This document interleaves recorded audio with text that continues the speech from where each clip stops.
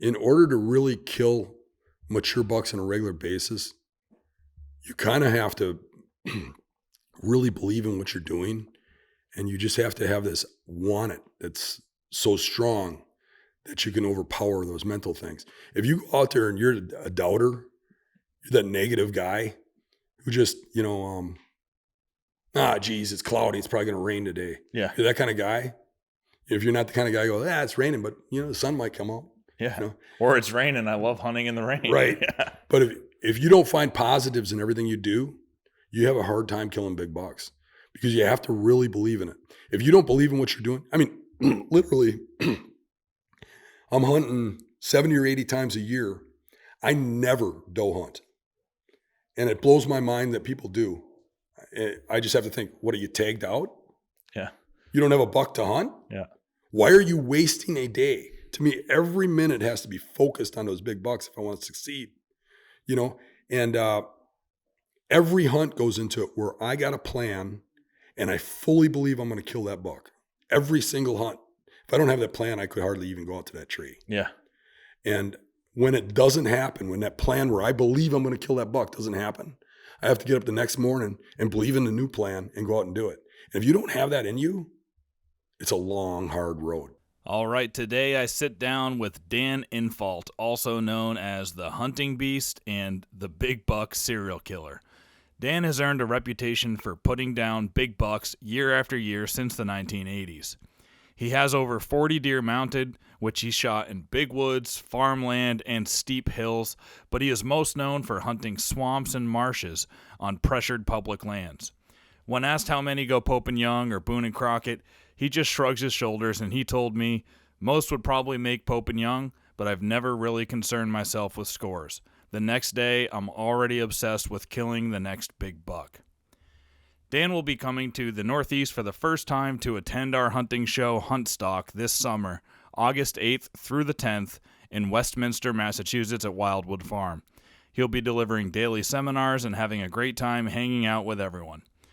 You can learn more about Huntstock and get your tickets at www.huntstockevents.com, and we look forward to seeing you there this summer. It's now my pleasure to bring to you this great discussion with legendary deer hunter Dan Infalt. All right, we're sitting here in Wisconsin from Trudell Outdoor Adventures and Taxidermy Studios with legendary bow hunter Dan Infalt. Thanks for having us out here, Dan, and sharing some time with us. No problem. Yeah, it's been yesterday we got in the woods a little bit, went out to Vortex headquarters, said hello to those guys. And today after this, we're probably going to go see some of the spots where you shot some of these deer, huh? Yeah. Yep. Swear us to secrecy, though, first. Sure, yep. Dan, I think most people are going to already know who you are, but why don't you just, what does it mean to be a hunting beast? What is that brand that you started? What does that mean? If you're going to be a beast hunter, what is that? Well, it's, it's about not taking the easy way.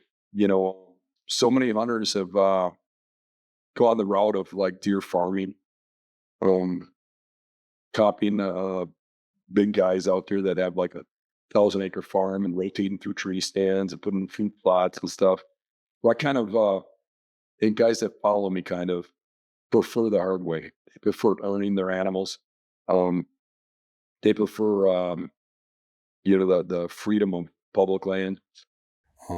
Doesn't mean you have to be in public, but it means like just being able to go after and find a deer and hunt it down rather than, crowing him and it's the work. We take pride in going back a mile or two, going through swamps and doing whatever it takes to get them.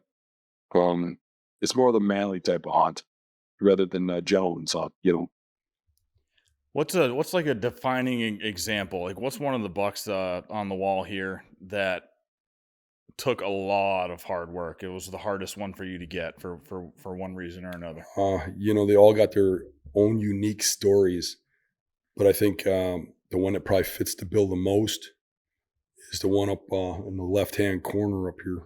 Mm-hmm. Left me facing right, so that corner. Yeah. With the real big brows. Yeah. I shot that buck in 1989. with a shotgun. That buck, I always kind of looked at it as like my mentor. I didn't have my dad didn't hunt when I was around. My brothers all went off to war, Vietnam and stuff. And they came back. They didn't want to hunt. They didn't want anything to do with guns. And I kind of had to go out on my own, and which was a blessing because I didn't learn all the bad habits. Because there was like locked in stones things everybody would tell you, like stay away from bedding, number one. But so I kind of learned on my own. And I got really good at killing deer at a time when everybody went up north to kill deer, like in the 70s and 80s, right? And there wasn't a lot of big bucks, but I killed a lot of deer per se, right? And I did it around here when this was supposed to not be game rich at that time. People would be amazed you shot one around here. That everybody went up north. Now it's the opposite. Everybody hunts down here, right? But that buck came around, and its first year, it grew a 10-point rack. I mean, a small 10-point rack, but a 10-point rack. And I was able to get a shed antler off it, which we never found sheds because most deer got killed at as a year and a half. Mm-hmm. And the next year, as a 2.5, it grew up in young rack. And then I kind of really wanted it, had some interactions with it, didn't kill it. Ended up finding both of the sheds in the same spot where I found the single shed. And the next year, I was like, I'm going to kill it. And it grew a pretty big rack the next year, 140s. And I got to a point where I started realizing you had to get close to the bedding because you'd see these deer coming out of thick cover and they wouldn't get to you in daylight, So I had to push the envelope, and I had nobody to tell me that was bad, which was the common knowledge back then. So I'd push those limits and get as close as I can, screw it up, and then go to the next one and just try to hunt these things down. And ended up having a lot of interactions with them that year. And I ended up shooting him in the ass with the bow. Had a bad shot. The arrow kind of flew funny and hit it in the ass. And we tracked it for 2 days, never found it, and he survived. Didn't even seem to affect him. But I had a couple other interactions where I had him real close, didn't get a shot and stuff. And that season went by without me getting him again. And then again, I found the antlers, and then I kind of got this thing in my head. I really had to learn those bedding areas, figure out where they're coming from. That's why I look at him as the mentor. He set me down that path. And I started going to all the areas where I believe that deer bedded and looking at the beds and learning them and figure out how he was in there. And I came up with this plan to hunt down those bedding areas. And I did, and I had a lot more interactions with him the next year. And some close calls. But I got all the way through really bow season without getting that. When gun season came, we got a week, Thanksgiving week in Wisconsin. I decided I was going to go to each one of those bedding areas and kind of sneak into them real slow, and jump him up and shoot him, basically, or shoot him in his bed if he sat there, And I was doing that, and I was jumping bucks, but I was holding out for him. And I learned real quick that, the common thing would be to go right in with winded nose, so they can't smell you, but they are concentrating on that. And found out really quick you had to come in on some sort of crosswind, and because they'd be bedded in something just watching downwind, And I went through the whole part of most of the week without seeing the deer or jumping them. I was jumping deer, but not him. And that was the only one I wanted. Then Thanksgiving Day came, and I remember my mom being like, you're not hunting at Thanksgiving. I'm like, just go out in the morning for a while, and all right, but you better be back by noon kind of thing, And there's a couple spots I hadn't hit yet way in the back. And one of them was an old field that wasn't being cropped anymore. But it had a draw in it that went down, that was too steep to farm. They had grown in with red brush and a couple trees really thick, this little draw. And back in the day, they didn't have garbage pickup. So they used those as dumps. So probably like 100 years ago, that was a dump, and maybe not quite 100 years ago, but 75. And there's some old cars in there and some other crap and, washing machines and stuff all kind of crushed into this area. But when I was scouting in there in the spring, I had found those beds in there and a lot of big rubs. So I kind of liked that area, but there wasn't a way to really creep in there. It was and you find this a lot with big bucks. They find, when they get old, they find some unique situation where they can get in there, and no matter how you come at them, they got an escape. And if you get into those bedding areas and you look at it and it's like, you get this feeling like, holy crap, it's probably a good buck. He's got it figured out. Yeah, yeah. And how old was he this year when you were hunting him? 5.5. Yeah. So I decided the best way to hunt him would be like, if I went into the right, he'd hop out the left. If I went in the left, he'd hop out the right. If I went down the middle, he'd hop out the bottom. So I thought, he's gonna just run out if he gets spooked, but I got to be where he runs out to. So I got above this draw, and I decided I was going to throw a rock on top of this car that I knew was right next to the beds, this old car. You could see the top of the car. And the first rock missed, and the second rock hit it. And when it hit it, there's just an eruption of noise. And that buck come piling out of there. And being a little green, I started spraying lead. And I got to the point where I realized that I'd shot a few times and not touched it, and I had to be getting low because you only have 5 shells in a shotgun. And I kind of tried to concentrate on that last shot. I thought I had 2 shots, actually. But I shot more than I thought, and I squeezed, and he never missed a beat, just kept trotting. And I pumped the next one in, and it went click because I was out of shells. And I watched him just run off, and I was like, I can't believe that I blew it, that I got him, and I blew it. And I thought, well, maybe I have a chance, and to catch up with him. So I reloaded, and I ran to catch his track because there's a little bit of snow. Catch his track coming out of there. And I ran through there and got to where he had turned. And while I was looking for his track, I saw just a pin drop of blood on the snow. And I looked up and there was spray on the snow up ahead. And then I walked to just around a corner where I couldn't see from where I was standing. I could see him laying there. And that last shot drilled him in the heart. Wow. And that was, I think it was like 11:30 in the morning when I shot him. I was supposed to be home at noon. And I was like an hour from the house. And I went back, got my brothers and stuff, and we went out there and got that deer. And it was an all-day thing, ruined Thanksgiving. But that wouldn't have been the first Thanksgiving I ruined. Or the last? Or the last, right. So when you said that you wanted to get to a spot where you knew he was going to, talk a little bit more about that rock throw, where you were standing. Were you on the exit route that you thought he would be busting out of there? No, I was at the top of the draw so I could see both sides. Yeah. So was no matter which way he run ran, and cut him off, or just shoot him running was your plan? My plan was to shoot him running. Yeah. Yeah. So what else did that buck teach you that year, and how did that help you evolve? Like, what was your next year of hunting like because of what he taught you? Well, I mean, he taught me a little bit about bedding and really intrigued me about it. And I knew that was a big part of why I killed him. So I got more in tuned on the bedding areas, learning the bedding areas and really learning them in the areas I was hunting. That very next year, I didn't have much for big bucks because, like I said, there wasn't a lot in the area. But they're starting to get bigger. The population was starting to grow, so we're starting to see more of them. And we had one buck that was in the 130s. That was a 10-pointer I started going after that next year. And that buck, I had a hard time with him because he's very nocturnal and he lived in really thick, clear-cut areas. But I had an area where he was dropping down, and I tried to move in there every now and then and do a hunt at him.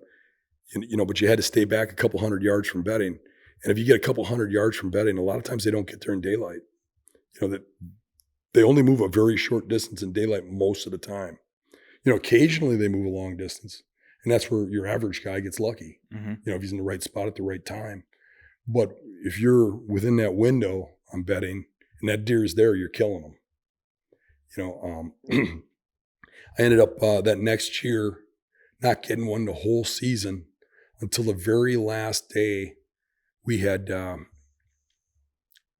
think it was a really windy day, and they had advisories for the cold, and it was like something like 30 or 40 below wind chills. You weren't even supposed to go to work. And I went out hunting, and I shot that buck. It had to be like 1 or 2 minutes before closing time, the very last day of the season. And then from then on, I just started pounding bucks year after year after year. And that whole period of the 90s, that 10-year period, was really a period when I really killed a lot of big bucks for that time frame. That's when really the obsession took over. You know, it's hard to explain this, and people don't realize it till they're older, but you got like a 10 or 15 year window where you can really kill big bucks. And before that, you're too green, you don't know enough, you know, and you kind of get dependent on other people and stuff. But once you got your own, you know, you come with your own, you start knowing what you're doing, and you're an independent hunter.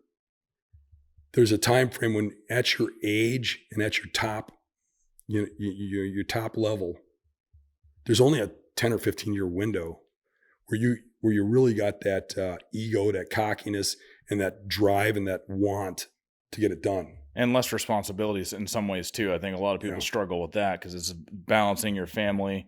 And once you start having kids, it's a good point. I mean, part of the reason I was a great hunter in those days is because I was a horrible family man. Because I put hunting above my family and stuff, which I wouldn't do now. Mm-hmm. You know, with age, you learn lessons, you start to learn things, you know what I mean? But those younger guys got more of that ego, more of that drive. It means more to them. They want to prove to the whole world how great they are when really nobody cares about the buck you shot except for you. Yeah. You know, and that window there is something that most guys don't realize till it's too late. Yeah. They think they got forever, these young guys, and you don't. I mean, years go by pretty fast. I'm 58 now. How many more seasons do I got? You know, you got a year is a big deal. You only get like 40 or 50 of them to hunt. And, you know, if you want to excel and get a lot of big bucks, you have to be capitalizing on that time, you know? Yeah, it's interesting. Another guy that I've interviewed on this Living Legends series, Connecticut Carl, he kind of had that window. He started it when he was 50. Oh, geez. He had his family and wife, and then he got a divorce. And he always says it was, that was once he got a divorce, that's when his hunting really took off. Mm-hmm. And he went to like from 50 to 65 is when he started killing all his big bucks because all of a sudden he had more time. Yeah. So yeah, let's talk about bedding. One of the things that Pat and I noticed yesterday when we went out, you brought us into one of your spots. You've hunted over the years. You hadn't been in there in five or 6 years. And, well, let's go check it out. And Pat and I love shed hunting. So we're thinking, maybe we'll find a shed in there. He found a great, what do you call them? Sticklers? Branchler. Yeah. Yeah. He gets fooled by branchlers a lot, but we're going in there and, he and I are kind of trained to look like, oh, that looks like a good spot up there to go find some sheds, top of the ridge, Oak Flat or something. And Dan is hugging the ridge, third of the way down. Third, yep. Top third, just looking at bedding. You're just obsessed with bedding, and you get down, you really study the beds. Mm-hmm. Like, you love beds and you look at them in micro detail. Mm-hmm. And, I just thought that was interesting. I mean, everybody knows you hunt beds. But seeing how really that's all you care about when you're in the woods. Yeah. You got to, again, that window, you got to decide what you want to do with your time. And maybe some guys want a big, huge shelf full of shed antlers. Yeah. I'd rather have a wall full of bucks, Yeah. And when I'm out there, I'm looking for that advantage. What's going to help me kill this deer? I mean, finding a shed antler is nice, but what does it really do for me? I mean, that's not skill. It's just, time and stumbling on it. And you're right. If you walk that flat on top or flat down on the bottom where they're feeding, you'd find more sheds. Yeah. But I'm not out there looking for sheds. It's just a bonus when I come across one. Yep. And a lot of guys are wasting too much time, in my opinion, shed hunting, and they're calling that spring scouting. They're not really scouting. Yep. They're picking up antlers. You got to learn how that deer lives and moves through that land in daylight when he's there. And that's key. I mean, most people don't figure that out either. It's around that bedding because, like I said, there's a window of movement that might be 75 or 100 yards in daylight. Occasionally they get further, but every day they move that far. If you don't get in that window, you ain't killing them. And if you're just out looking for sheds and rub lines and stuff, like that one spot where we found where somebody was hunting. Yeah. It was a saddle, but he set up right underneath the beds. Yeah. And then he had multiple cameras right in the same area. It was bizarre. It was funny because I was walking down that saddle too, and I was like, in my head, I'm thinking, this looks like a nice spot right here. Look, you can see the cross right here where they're using that saddle to get to the other side. You got the ridge line that they're following. There's a nice trail crossing there. And in my head, I was thinking this could be a nice spot to set up. And then we saw that guy's camera and your comment that he's way too close to these beds. Yep. Every time he gets in there, he's going to be bumping them. Think about walking up that hill. Everything on that whole ridge would be watching you. Unless he's hunting the morning there. Yeah. But that's a tough place to get in the morning without, spooking where they're going to be feeding. Right. So, yeah, somewhere out there's a guy that has us on camera. Yeah. They'll probably show up someplace. Let's stick to the topic of scouting for a while. So then what do you utilize your springtime when you're in the woods?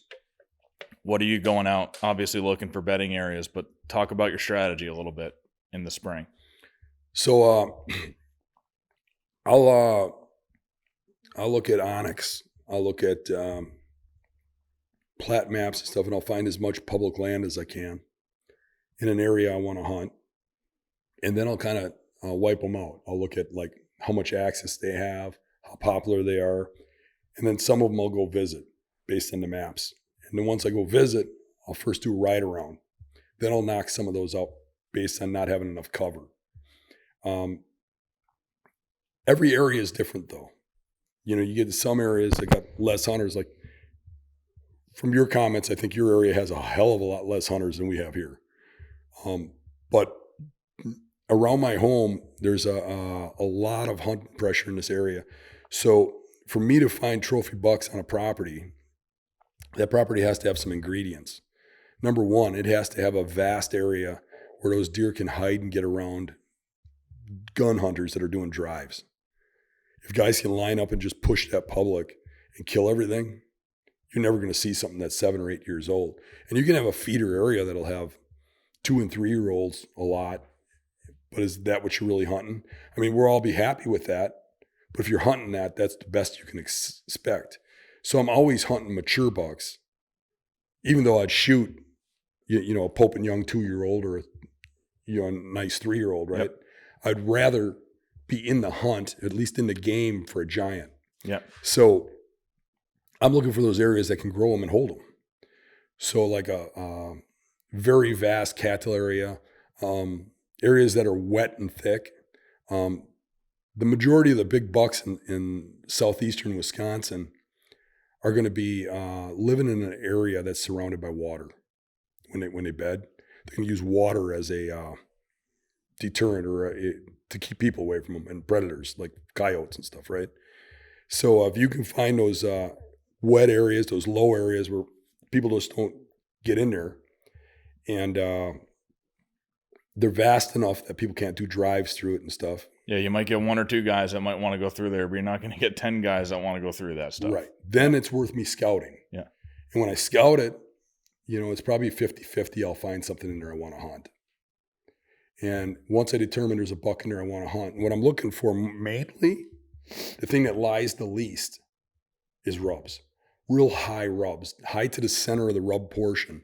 When it gets to my hip or higher, it's generally a mature buck. The ones below your hip to center are generally not. I mean, it's not 100%, but it's pretty accurate. You ain't going to see a 1.5-year-old buck rubbing the center of a rub this high up. They're just not tall enough. So that'll tell me there's one on that property, or at least there was last year. It doesn't mean somebody didn't kill it, and then I'll have that in my head. So then I'll find the bedding areas, find the exits, find the setups in the spring, and I won't go near them again until the fall when I hunt. And then I'll slip in and do some spot hunts. And while I'm hunting, I'm not just gonna, like everybody else, take the trail straight back there. I'm going to go in a way where I'm checking the transition lines, the edges and stuff. And I'm going to see if I find any fresh sign on the way that I want to set up on, because fresh, hot sign will be better than a setup on a bed that was used last year. But while I'm doing that, I'm also seeing if those rubs are back. Have they been renewed? Is this buck still in the area? Is he still alive? And if I'm not finding that sign, I'll still do a hunt there. I'm in there, give it a shot. Maybe I throw 2 and try a couple different areas. But if there's no sign of that buck, I'm out of there. You just spot it and you're out, on to the next one. And the real key to killing big bucks is to hunt where they are. It's that easy. And not every property is going to have a trophy buck on it. And a lot of guys get in the mindset of, you talk to them, you'd be like, hey, you hunting this week? Yeah, I always hunt this property. Mm-hmm. And I always think, what do you mean you always hunt there? Yeah. What if there's not a big buck there? But some people just kind of think that there always is one, and you got to go out and find that buck and kill it. And the majority of the big bucks I kill, I find that spot and it's in a weird place. This is the mature ones. Now you'll find when you shoot 2 and 3-year-olds, they'll be in those spots that are obviously a big buck spot. Yeah. But the mature ones, uncannily have some spot off to the side, whereas you'd overlook it. You look at it and go, nah, you walk right by. And when I find those spots, that's generally where I kill the giants the next year. And once you kill one out of there, after that, you could repeatedly kill bucks out of there, but it's generally not the mature ones. It's the 2 or 3-year-olds, unless you completely leave it alone for years and then come back. So if you have the average guy out there that doesn't have a lot of time to go scouting, doesn't have a lot of, might, only hunt the weekends or might hunt the opening week of gun season or something, they're not the guys that take, build their lifestyle around hunting like a lot of us do. If they have 1 or 2 days to go out and scout, they can dedicate in the spring. Are you, when you're modeling it after how you do it, you start out, like you said, looking at maps, picking, a few places you want to go check out. Are you trying to hit all of those quickly in a day so you can rule some out? Yeah, I basically, I'll go kind of straight to the best looking stuff. And if I don't find some hot sign there, I'm out on to the next property. Because, and even more so for the people you were talking about, you could waste a whole day scouting a property where I can go scout 4 of them, and maybe the 5th one is the one I want to be on. Now I'm going to slow down. Now I'm going to look at the bedding areas a little better. I want to be able to get in there, find out if there's a big buck, and get out. I'm only really looking at 10 or 20% of the property. The rest is just woods. Mm-hmm. To me, there's little key areas in that woods that would be windows of where you can kill that deer in daylight. The rest of it is just trees, just bushes. I can't tell you how many times you walk through the woods and you see a giant rub just out in the middle of the woods, and you walk over there, and if you stop and you look close enough, you'll see the setup. Somebody was hunting right over the top of it. And for what reason? Just because there's a rub there? Yeah. Those bucks have windows, areas that they move in daylight, and that's where you got to be. For example, where I live right now, I live on a giant cattail marsh that I moved there on purpose because I hunted that marsh. And back when I moved there, the hunting there was really good. It's not so much anymore. But I had a neighbor who was a half Indian guy, really big into hunting, his history and all that stuff. And he talked to me about hunting all the time, but I was a little vague with him because he'd show up where I was hunting kind of thing, So I just not really give him too much information. Yeah. But I was nice. I liked the guy. And I started guiding when I first moved out here. I kind of like helping other people get on big bucks. So I like the idea of taking young guys out and helping them and seeing them have success. And big turkeys. Yeah. Yeah. When they're not shooting trees, Yeah. right? But I had a group of guys come out and One of them, I set up straight behind my house back in the public. Where this guy, my neighbor, had hunted his whole life. And every year he'd shoot a 6 or 8 pointer. And one year he shot like a 110-inch 10-pointer, and it was the biggest deal in the world to him, you know? And anywho, I took this guy back, and they were just hunting trophy bucks. And he got his crack, about 100, low 150s 10-pointer he shot. And we dragged it out, got it up to the house. And it was getting late. We wanted to get the other guys out. And we had this in the back of the truck, and the neighbor went by and saw it. We didn't have it hidden enough. So he comes running over. Holy crap, that's the biggest buck I've seen around here. Wow. You know, and, you know, you just try to tame it down so he's not hearing too much, right? Yeah. And I'm like, yeah, I got to get these guys out quick. He goes, where are you taking them? I'm like, we're going to go some other place, you know. And, I think I said, I'm just going to run them back out in the marsh here and get them set up, you know. Yeah. And he goes, I wouldn't take him in that marsh. They ain't going to ever see a big buck out there. I've been hunting here my whole life. There ain't a big buck out there. He says, you should take them right back where they shot this one, which is right out in that marsh. Just where you were. Yeah. But it shows you that before cameras and stuff, which that was before everybody was running cell cams and stuff, right? That a lot of those guys didn't even believe you could kill one on public land like that. But yet I was doing it on a regular basis, you know? Yeah, because of hard work. Yeah. Yeah. So like that spot we won yesterday, you taking that off of your list for this year, right? Like that's. Oh yeah. That's one where you can rule out. Yes, because there was no sign of something. I mean, we saw big rubs. Yeah. But they weren't big enough. The rubs weren't high enough. Yeah. There weren't enough of them. It told me that there was nothing on there that I wanted to chase. Yeah. This fall, right? So I'll just write that off. I ain't going back. Yep. Do you bring out cameras at all when you're scouting? Like when do you decide when you're going to put a trail camera up? How do you utilize them? I don't use a lot of trail cameras. I started using a little more now, but I really don't put them where I hunt. I think that's a mistake. I think you start chasing cameras and stuff. What I do is I locate deer with them. So I'll put them in an area where I know there's something big, but I don't know what it is. Want to see it, you know, that kind of thing. Mm-hmm. I just want to know he's there. My skill will kill him, not the camera. And if you try to kill him with the camera, two things. You'll get occasionally lucky, but for the most part, you're going to end up chasing those cameras and stuff, and it ain't really going to be a hunt no more. The hunt is to use your skill. You know, find out there's a deer there. You do the cameras are going to go along food areas. They're going to go in funnels. They're going to go in things like that. And I don't care if I get that deer at midnight or 2 in the morning or whatever. Okay, there's a buck here I want to shoot. Mm-hmm. Now I'll look back and scan out, where do I think he's living? Where do I think he's bedding? Where do I think he's coming from? Yeah. And if the property's big enough, he's there somewhere. You know, and they really don't travel as far as people think. You know, most of those mature bucks, their areas get tighter and tighter and tighter as they get older. The biggest ones I've shot, and when they get over 7, they really hole up in small areas. You know, in some ways it makes them easier to hunt, but usually those areas are tough to hunt.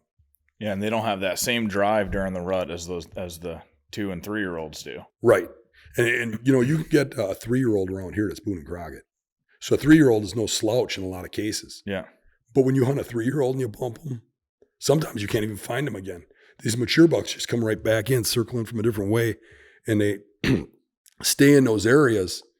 They're just really smart about how they move around there. They learn that area really well and how people navigate them. And you got to kind of think outside the box. In some ways, you got to look at it like you're in a war and you're a soldier or something. And there's people trying to kill you and you're all alone. All your soldiers are dead. They're coming after you. Where in here would you hide from them? Yeah. You know, how would they come after you? When you start thinking like that, you think, well, if I was over there, they'd never think of looking there. You go over there and that's where that big buck will be hiding. Some of those spots are so stupid looking that it'll catch you by surprise. And we call them fat chick spots because it's like dating a fat chick in high school. They're fun to go out with, and they're usually funner than the stuck-up, good-looking chicks, right? But you don't want your friends to see you there because it's embarrassing. You know, when you're 100 yards off the road in this one tree that's like a telephone pole, That's the spot you need to be to kill that big buck. But you certainly don't want people to see you there being like, what's that idiot doing? He's hunting right next to the road. Yeah. This episode is brought to you by OnX, the #1 hunting GPS app. The OnX Hunt app has been an invaluable tool in my hunting pursuits, whether I'm hunting, shed hunting, scouting, or e-scouting. To support our show and gain access to the best hunting app out there, use code HS20 when signing up, and you'll get 20% off your plan. I use OnX to mark rub lines, annual scrapes, stand locations, camera locations, and a lot of other points of interest. For shed hunting, I use the tracking feature, which shows me where I have walked in a patch of woods, but more importantly, it shows me where I haven't been, these little pockets of woods I may have skipped over, and that really helps me to find match sheds that I'm in pursuit of.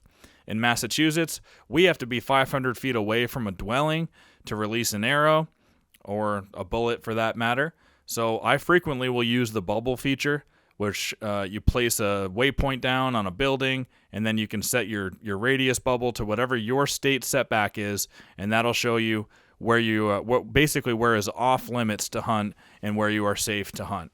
There are tons of other features I use daily to help me be more successful, which I'll break down in a later video on my channel.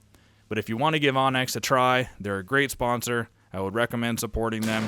Go download OnX from the App Store and use code HS20 for 20% off. Talking about like we talked about this a little bit yesterday, but it seems like where we're from, the Northeast, bucks are getting their best set of antlers.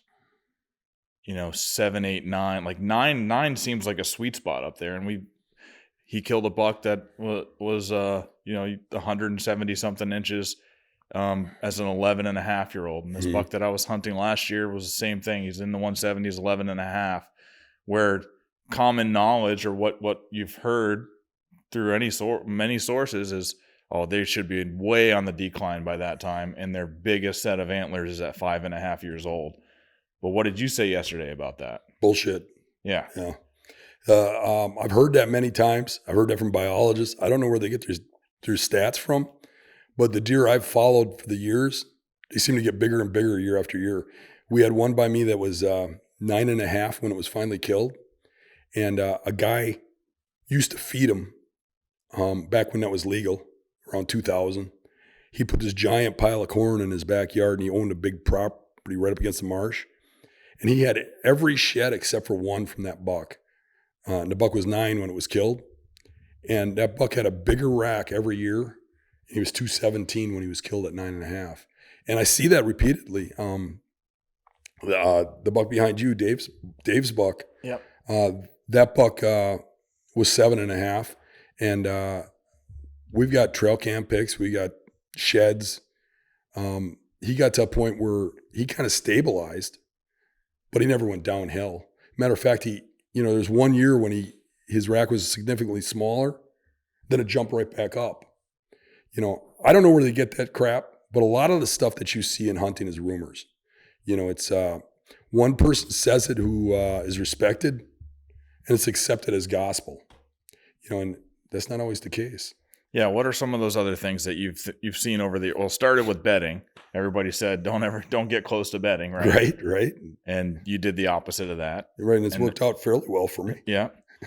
And then the antler age. What are some of those other things you think that are myths in the hunting world that are taken as gospel? One of the big ones is blood trailing. And just me saying this will get a lot of kickback because people are so set in their ways. But, the whole wait 30 minutes thing, I've never understood that. Because if you hit them in the guts or the liver, you better be waiting at least, 12 hours. But if you hit them anywhere else, and I'm trained as a first responder, so I know a little bit about this. But what a deer does when it's shot is it goes and presses its wound up against the mud, beds down, calms down, stops bleeding. And a lot of times they'll survive.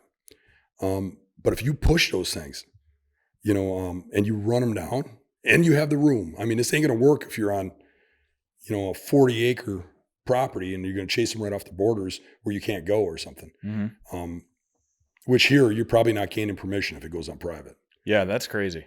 Yeah, I know. By you, it's a little easier. Well, in some ways it is. We'll talk about that later, but keep going. So, anywho, if you chase a deer and you keep it bleeding, especially like you think about one lungers. I mean, almost everybody, if you shoot them in the lung, you lose that deer. One lung. Mm-hmm. But I've killed quite a few one lungers. I still don't get the majority of them, but killed them by chasing them down. You usually catch them alive and you have to finish them off. But they can't breathe and they can't move. They can hardly get away from you. They just kind of give up because they're gagging on their blood and stuff.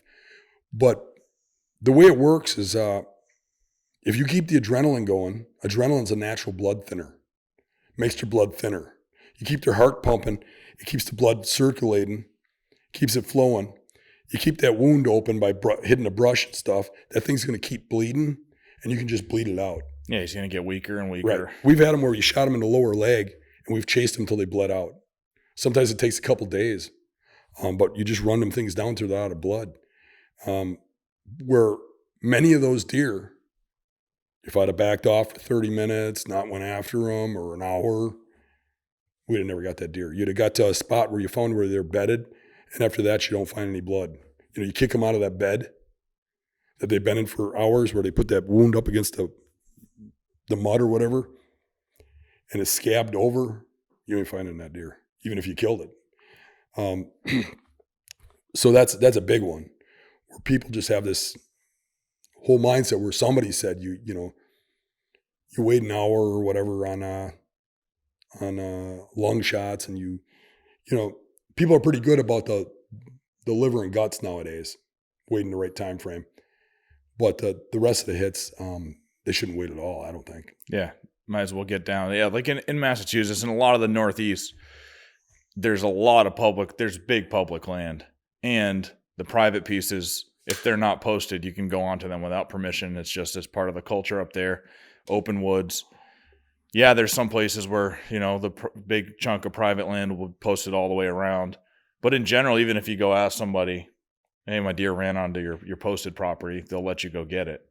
Especially if they're the type of person that they're posting their property because they don't want deer hunters. They think deer hunting, it's harmful to the animal.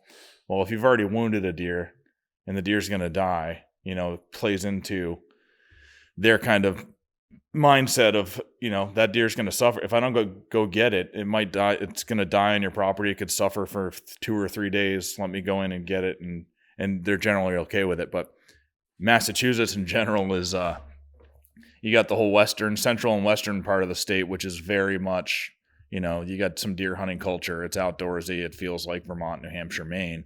But then as you get closer to Boston, it's all different.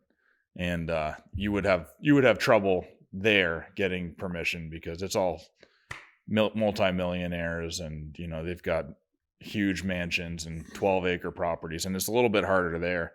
And the concentration of available land, there's a lot of big bucks in the suburbs there because there's not any public land really available to hunt.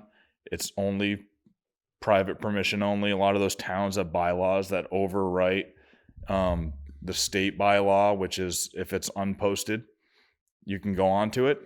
Those towns, as you get closer to Boston, they write in town bylaws, so essentially it becomes like it is out here in Wisconsin, where you can't go on it unless you have written permission.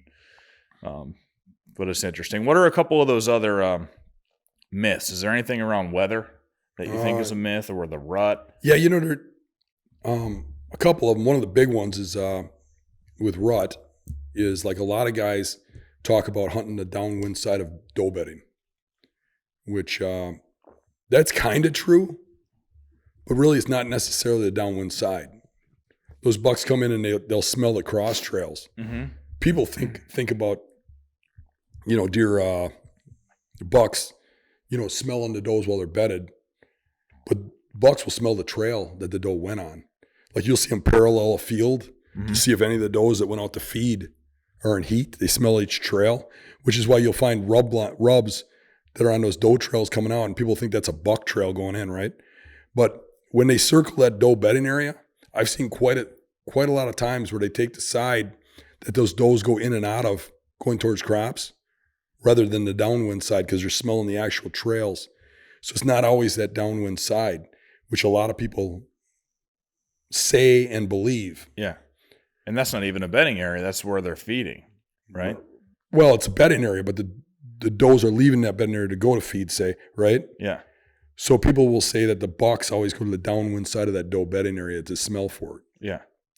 But like say that the doe bedding is in 100 yards from an alfalfa field and they're going out to that alfalfa field, good chance those bucks are going on the other side. Yeah. Let's say there's a northern wind. They're on the northern side of where the doe's bedding because that's the entrance into the field. Yeah. Yeah.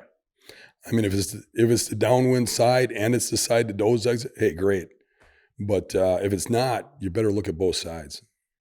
I would rather be where they're getting up to that doe bedding area before they do that, because they might go on either side. Or they might go through the middle if there's one in heat in there. But if you get the trail before it goes to the doe bedding, I think you're better off. Where a lot of guys believe in that downwind side thing. What about with scrapes? How do scrapes come into play with your tactics at all, or do they? You know, scrapes, rubs, all that sign like that, all it does really is tell me that there's a big buck in the area. I mean, that stuff can randomly be anywhere. When a scrape or a rub makes a difference to me is when it's real close to bedding. So then I think it's in daylight. You know, if you're just sitting rub lines and scrape lines and stuff, you're probably seeing 2 and 3 year old bucks. You know, maybe you get lucky one day. But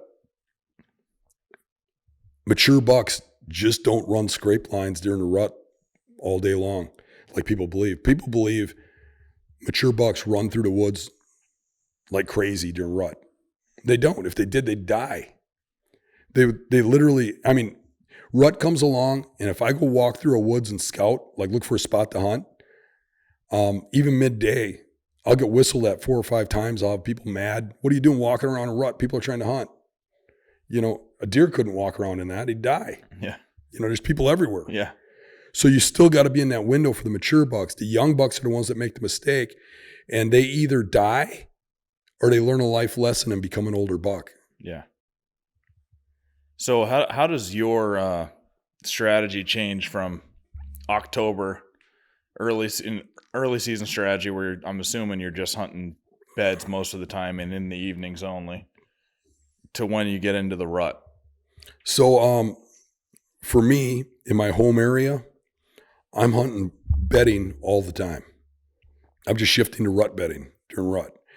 I don't hunt funnels or things like that, or it's all about bedding and about that window of movement in daylight.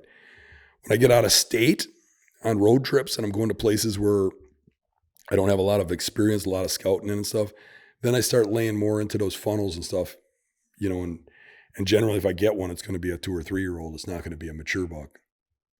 So yeah, if you're going to go to a new spot, generally it's going to take a lot longer to learn the bedding areas to the point where you can be confident going in on it. So if you're going to go to a new state to hunt, you'll do what a lot of the hunters will do and hunt those funnels. Yes. And if you're a tree stand hunter and you've been waiting for the coveted Iowa tag, or, you know, or maybe you're going to Kansas for the first time, you'd be way better off, you know, instead of taking 2 weeks to hunt, take a week to hunt, take a week off, you know, in spring, and go scout the areas and learn them and learn those bedding areas first, especially if you're dreaming of shooting some absolute giant. You'd have a better hunt the 5 days you're there than going in there blind and taking 5 days to figure it out, and now you've ruined everything trying to figure it out. Yeah, that's interesting. There were a lot of questions when I posted up on Instagram the other day, what people wanted to ask you about that, if you're going to a new state, and somebody specifically was asking about Iowa. So that'll help him out. Something you said, and I want to talk in more detail about it, is you're still hunting bedding when it gets into the rut, but you're shifting to rut bedding. What's the difference? What's a rut bedding area versus early season bedding? It's just where they bed in rut. So, sorry. So easy enough, guys. It's where they bed during the rut. Right. So bucks will shift their bedding during rut to watch or smell does. You know, and some of them bedding areas are hard to find because the beds are hard to see because they're there for 5 days maybe, you know. But if you're there in that 5 day window, you're going to do pretty good.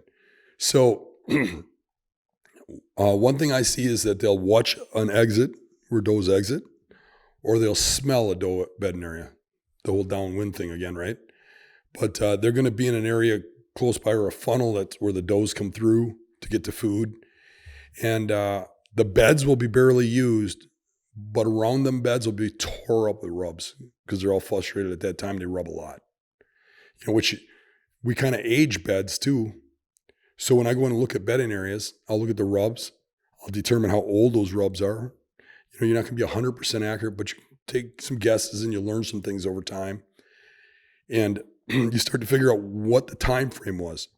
And what a lot of people don't know about bedding is these deer really have windows of when they move around. You don't find a buck's bedding area, and okay, here's where he beds, I'm going to go kill him. You find a bedding area, and he beds there for a window of time, and you got to figure out when that window of time is. So you're looking at the sign. So if you find a bedding area that's tore up with rubs, it's probably late October, early November, right? Mm-hmm. So if you find a bedding area that's got a few big rubs and you know something big is bedding there and the beds are worn out, it's probably early season or late season, right? And then if you look at the rubs, like rubs that are done in early season, when it's hot out in September and stuff, mold. You get black mold spots on them all over the place. Or if they're done in November when it's cold out, and you see them in the spring, they'll be smooth and there won't be none of those mold spots, or very few of those mold spots on them. Also, a lot of the trees that they rub around here have an orange bark. And if it was rubbed in November or December, that orange is still going to be real bright. If it was rubbed in September, it's going to turn a real gray. And if you start to get an eye for that, and you try to put a timing on this bedding. And the other thing you do is you look at, what are the other factors here? Is this bed watching a doe bedding area? Is it got trails that are obviously going into an oak flat? Well, then it's going to be when there's acorns dropping, right? Is it set up on this crop field? Why is this deer here? You try to put the pieces together, and then you figure out the timing from when he'll be there. And I went through a detailed process of dropping cameras in a lot of these bedding areas for a while, and not to hunt them, but to learn. Because you do not want to if you want to kill a deer, don't put a camera in their bedding area. They freak out on cameras in the bedding areas, right? Put them more towards the food. But what I did with those cameras is I tried to develop time frames when they're bedding and figure out a little more about when and why they bed in an area. And even these areas that look really worn out look like great bedding areas. What you'd see is deer would bed there periodically throughout the year, but that mature buck would come in there for about a 2-week period. And he wouldn't be there every day. Say in 2 weeks, he's there 5 times. Maybe outside of that 2 weeks, he's there the rest of the season 3 times. Mm-hmm. So you figure that 2-week period is the time I need to be there. But even then, you have a 1 in 3 chance, 1 in 4 chance of him being there, right? But 1 in 4 isn't bad odds if you got 10 of those spots, right? Yeah. So you hop from spot to spot like that, and you keep hunting those down until you kill that deer. So they're bedding closer to doe bedding areas, maybe just on the fringe of them during the rut. But early season, you're going to find them generally off on their own somewhere, right? Yeah. And they're going to spend more time in those bedding areas early season, so the beds will be more worn out. But the rut bedding areas are generally going to be, they're going to be kind of faint, but you're going to see all the sign. Right. The trees getting rubbed up, probably some scrapes. Right, because that deer's only there a few days of the year, but those days are real pinpointable. Yeah. So if you come across that during the season, you might go back in there the next day to hunt that bedding area, but you're going to keep that area in mind for the next year and say, this is, and go back and revisit that. Do you find that the same buck will go to the same bedding areas? Quite often. Not only that, but the same buck will uncannily show up in the same spots at the same time every year. You've seen that? Oh yeah, quite a bit. Yeah, I've heard that a lot. Yeah. That the buck right there, that 10-pointer? Yeah. That one I shot. With the velvet on it a little bit? No, that's not that one. No, the one right behind that African animal. Yep. So that buck, I hunted that deer for 7 years. He lived in a cattail marsh. He hardly ever came out of the marsh. You couldn't hunt him on the ground because the cattails are 10 feet tall. And there's hardly any trees. There's 1 or 2 spots where I get on an island and hunt him. But other people got in there. I got in there, put pressure on him. And he learned he was being hunted there. And it got really impossible to kill him there. But I wanted to kill that buck really bad. So it came to a point where it was frustrating me. And I went out there and just tried to find some place where maybe I could hunt him off the ground. Maybe there's an opening out there, and I went out and I was walking through the mazes of trails. And I came across something I'd seen before but overlooked. What it was a little high spot of grass, a little island per se, that was about 12 inches higher than the rest of the marsh. And you couldn't really see it on Onyx. Yeah. And how big was it? Maybe 30 yards long, 40 yards long, and 20 yards wide. Mm-hmm. And the one edge was all willow brush. And I walked into that willow brush, and there's probably like 50 beds in there. And all the willow brush was torn to pieces. And I'm looking at that willow brush in Wisconsin loses its leaves in early October. There's no buck bedding in that stuff when those leaves are down, when they can walk in the cattails and bed in the shade, not bedding in that open sun. So that told me it's before, early October that all those beds are there. And now that could be any time in, the summer too, right? Yeah.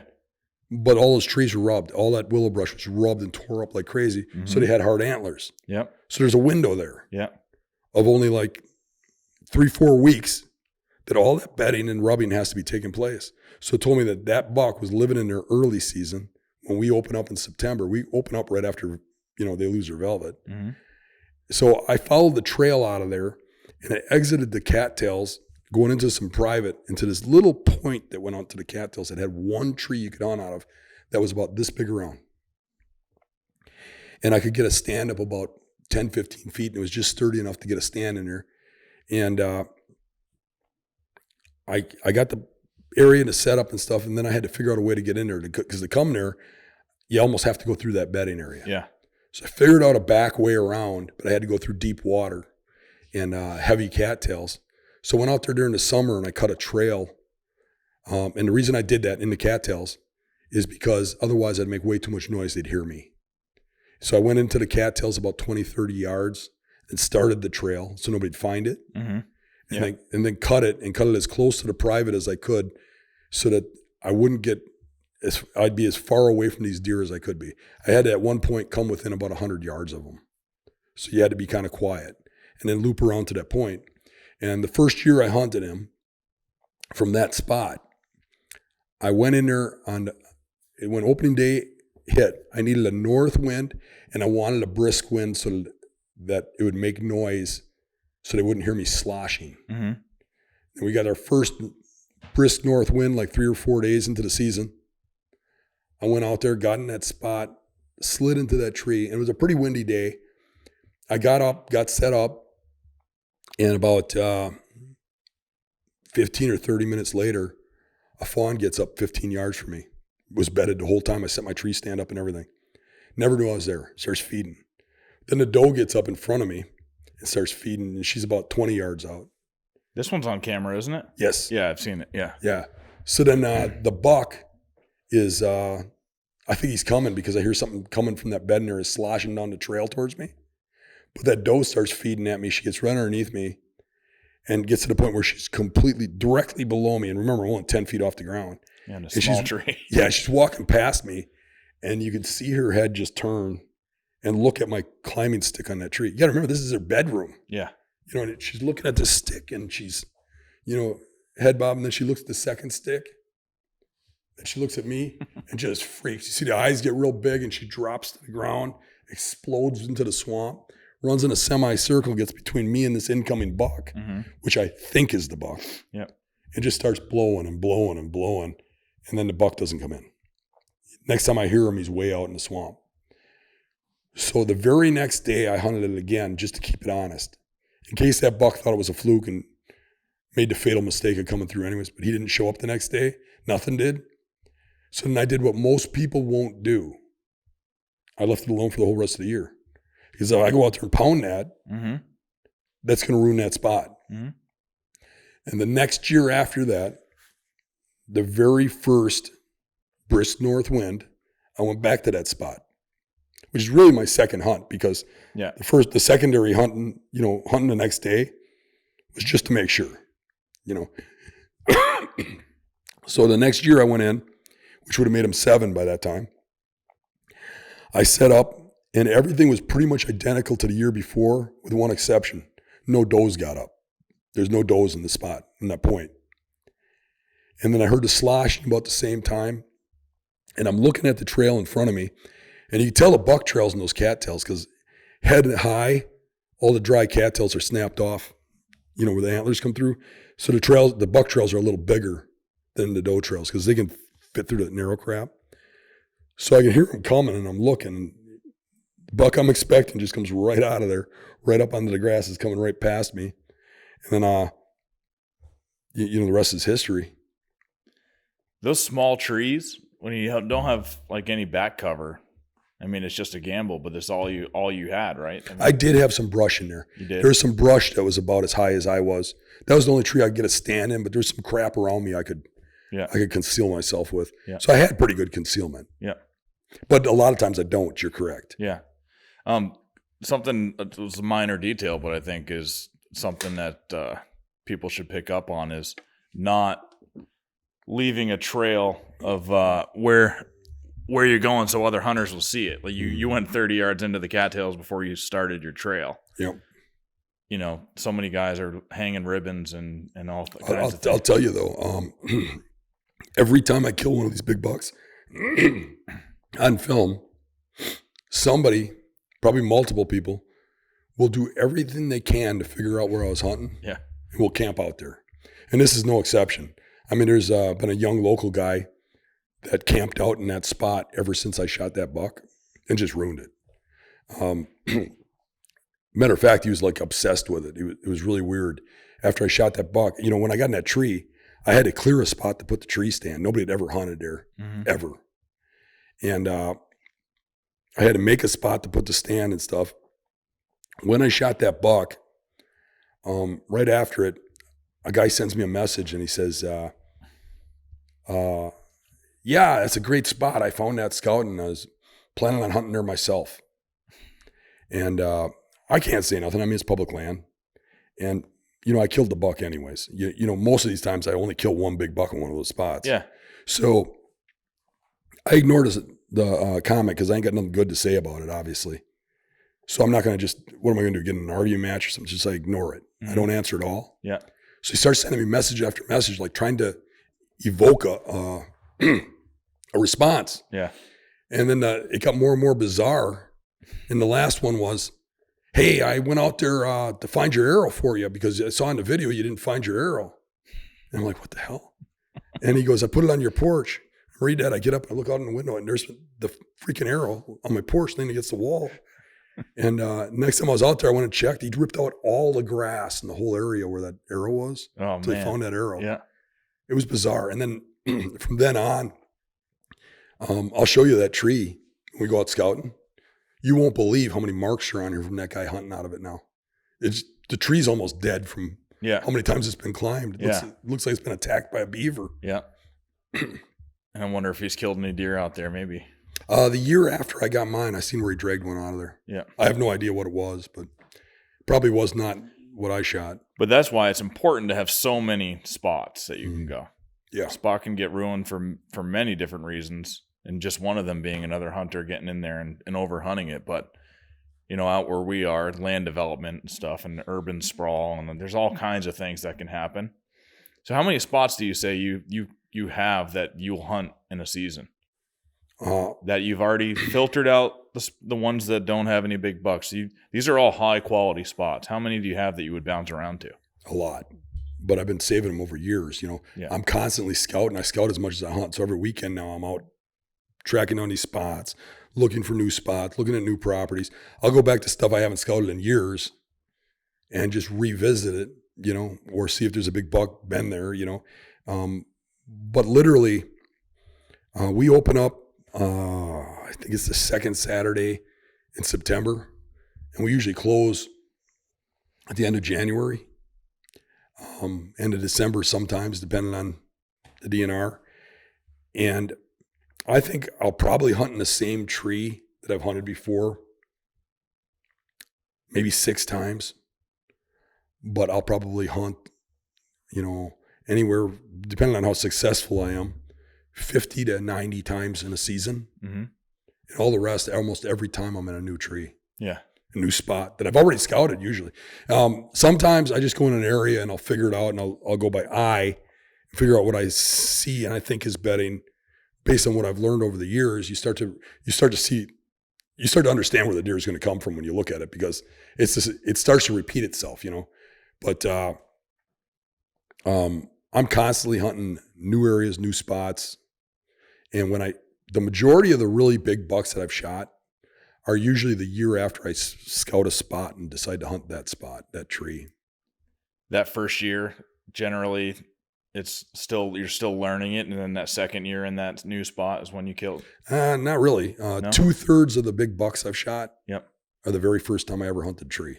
Okay, so you've done your scouting in the spring.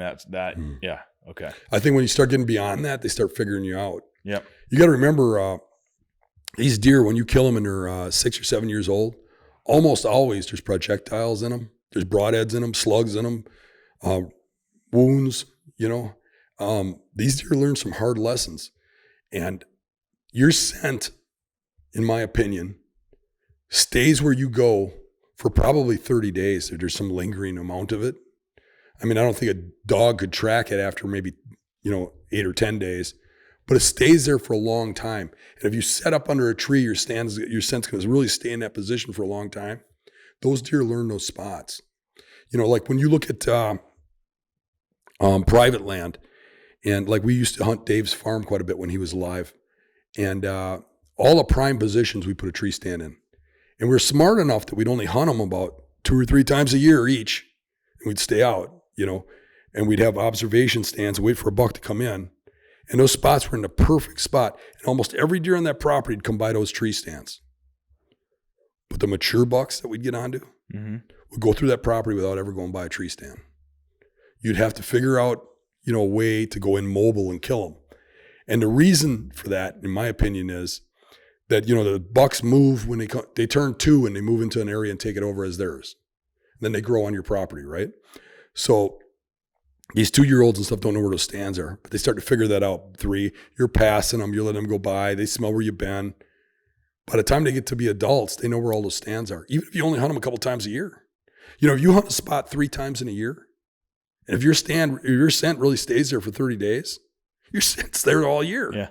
And you walk into it the same way every time. Yep. Yeah. So while we're on the scent subject, what do you do for scent control, and what are your thoughts on that? Scent control is one of those myths. It's bullshit. You can't do anything. Yeah. There's going to be a lot of listeners ain't going to agree with that. Dan brought me out into the swamps in Wisconsin, deep out into the marshes, so I could see how he scouts, see the type of places that he hunts. And I was pouring water out of my boots the entire time, and Dan was laughing. And that's about the time that he introduced me to Arxis USA boots. They're the only boots that Dan uses these days because they're super high quality and durable. Arxis USA boots are handmade with all natural rubber, no plastics or synthetic materials added, and that makes them extremely durable, and they will last you for 5 to 10 years. Many boot brands have started using low-quality rubber mixed with plastics and other synthetic materials over the past decade, which has led to a decrease in quality, and which is why all of us are buying a new pair or 2 of rubber boots every season just to get us through the season. Why would you want to do that when you can buy 1 pair of Arxis USA boots that will last you for 5 or more seasons? Arxis USA boots are also taller than most other rubber boots on the market, which allows you to walk through deeper water and muck. And whether you're a tracker, a still hunter, a stand hunter, or a swamp creature, Arxis USA is a great boot that is built to last. So go to www.arxisusa.com, that's ARXUSUSA.com, and use code BEAST for an additional 5% off. You could also go to Huntstock, Massachusetts, August 8th through the 10th in Westminster, Massachusetts, where Arxis will have a booth, and you can try them on and get a pair there.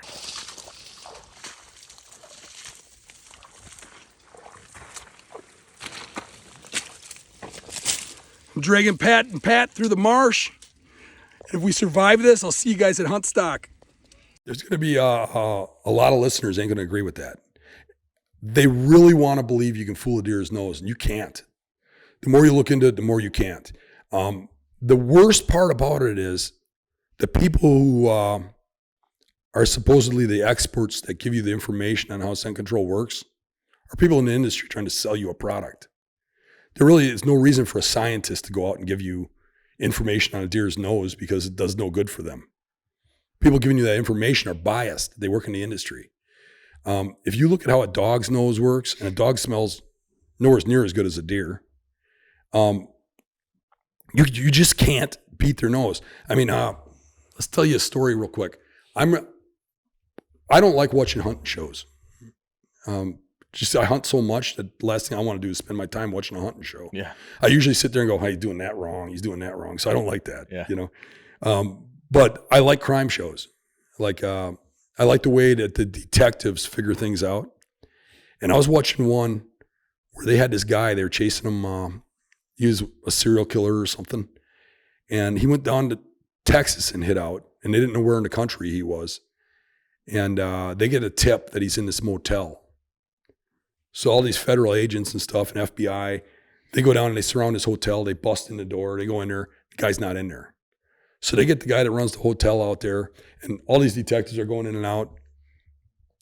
And he says, yeah, the guy ran out of money. We threw him out 2 days ago.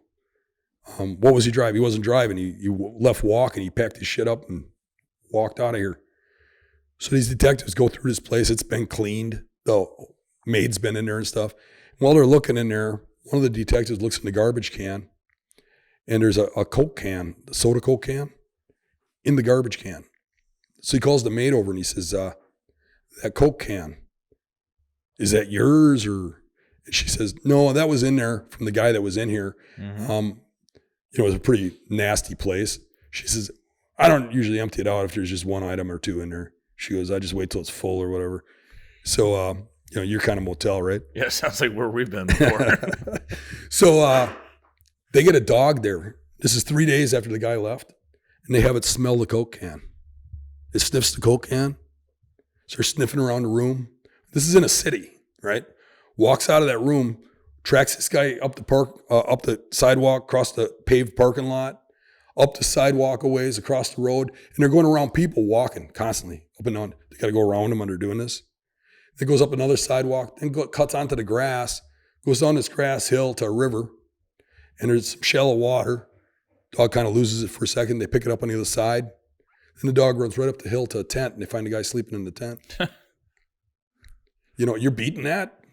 Yeah, but if that guy was wearing active carbon. You believe that would work? So, I don't know.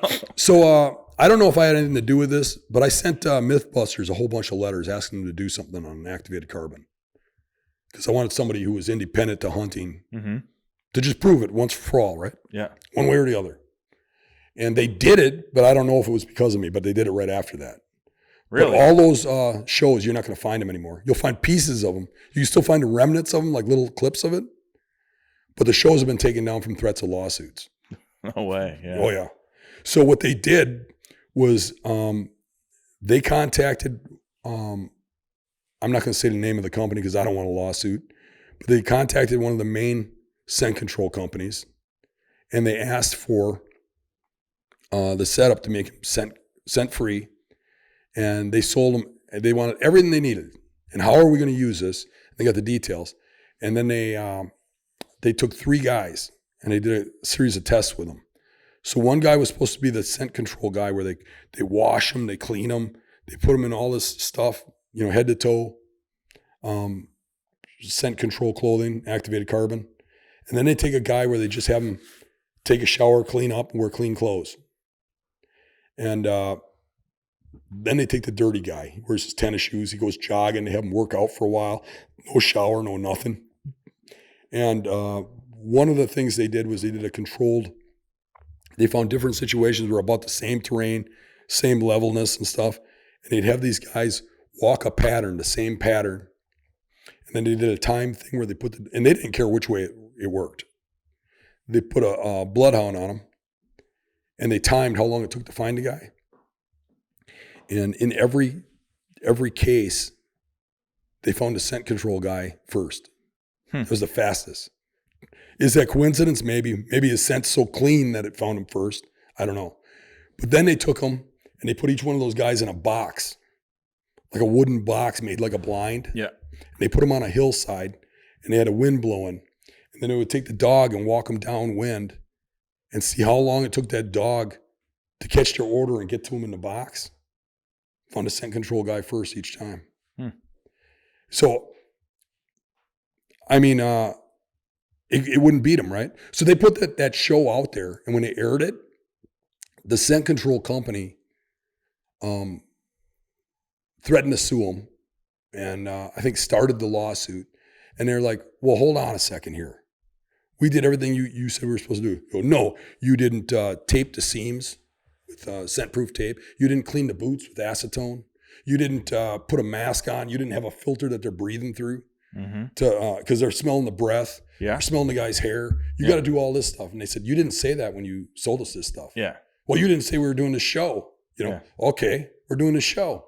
What do you want us to do? So they give them all the stuff, and then they do exactly like they tell them. Tape every seam, acetone clean the boots, power wash the crap, and go about it again and do the show over. And the exact same results. And they even they did another thing in it where they took the sweat guy and they scraped the sweat off of him. Like they scraped him. He was all nasty. And they made this solution with the water and shit when they washed him. And they like sprayed it the whole trail that he walked, and it still didn't make a difference. That they didn't find that guy any faster than the guy with the scent control. Yeah. But every test that's not done by scent control people has the same results. It don't work. And the reason is that they smell so well.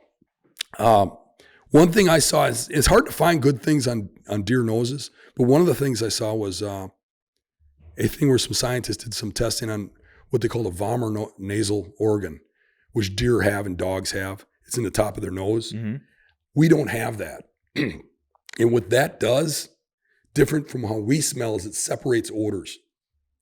And the vomer nasal organ will, like if you smell a cake, you're going to smell a cake. And remember, that's what cakes or donuts smell like, right? Where a deer or a dog would smell sugar. The ingredients. And flour. Yeah. Yeah, exactly. So that they can have 2 or 3 people and they'll smell the one person, the one ingredient, the one key thing. Yeah. Right? And then 2, I mean, you look at how a dog is. You put on a dog on a guy, you have him smell an article of clothes. It'll run through a crowd of 100 people, go to the guy that you had him smell the clothes of. We can't even fathom how they smell. Yeah. You're not beating that. So then you do nothing? I do nothing. Do you even wash your clothes during the season at all? Or? I don't. Yeah. One of my favorite jackets that I killed a lot of these bucks in, I had a flannel that I'd never washed. It got blood on it, guts on it and stuff. It finally fell apart, but my wife used to make me keep it outside. It stunk so bad. I killed most of these deer wearing that thing. Yeah. The truth of the matter is they get downwind of you, they know you're there. Now, I've had plenty of deer where I drop milkweed and it lands on the deer. I know they can smell me. Mm-hmm. They don't care. Deer are animals. Some of them are stupider than others. Yep. Some of them haven't learned lessons. Different personality. So you'll get deer up, downwind of you that don't smell you. And a lot of people will fool that into believing that their scent control is working. Yep. I wonder sometimes how much of it could be placebo effect too, where you've gone through all the measures and you've done everything. And then if you just believe that that's going to make you a better hunter, sometimes that plays into your hand and ups your odds. I mean, there's all kinds of weird things in the world where if you really put something out and you believe something so much that it kind of works that way. Well, absolutely. If you look at your great hunters, look at the people who do the best at hunting. Every one of them just fully believes what they're doing. They usually have a unique style and they believe that's what's killing them. Yep. A lot of it just has to do with time and luck too. You're in the right spot at the right time.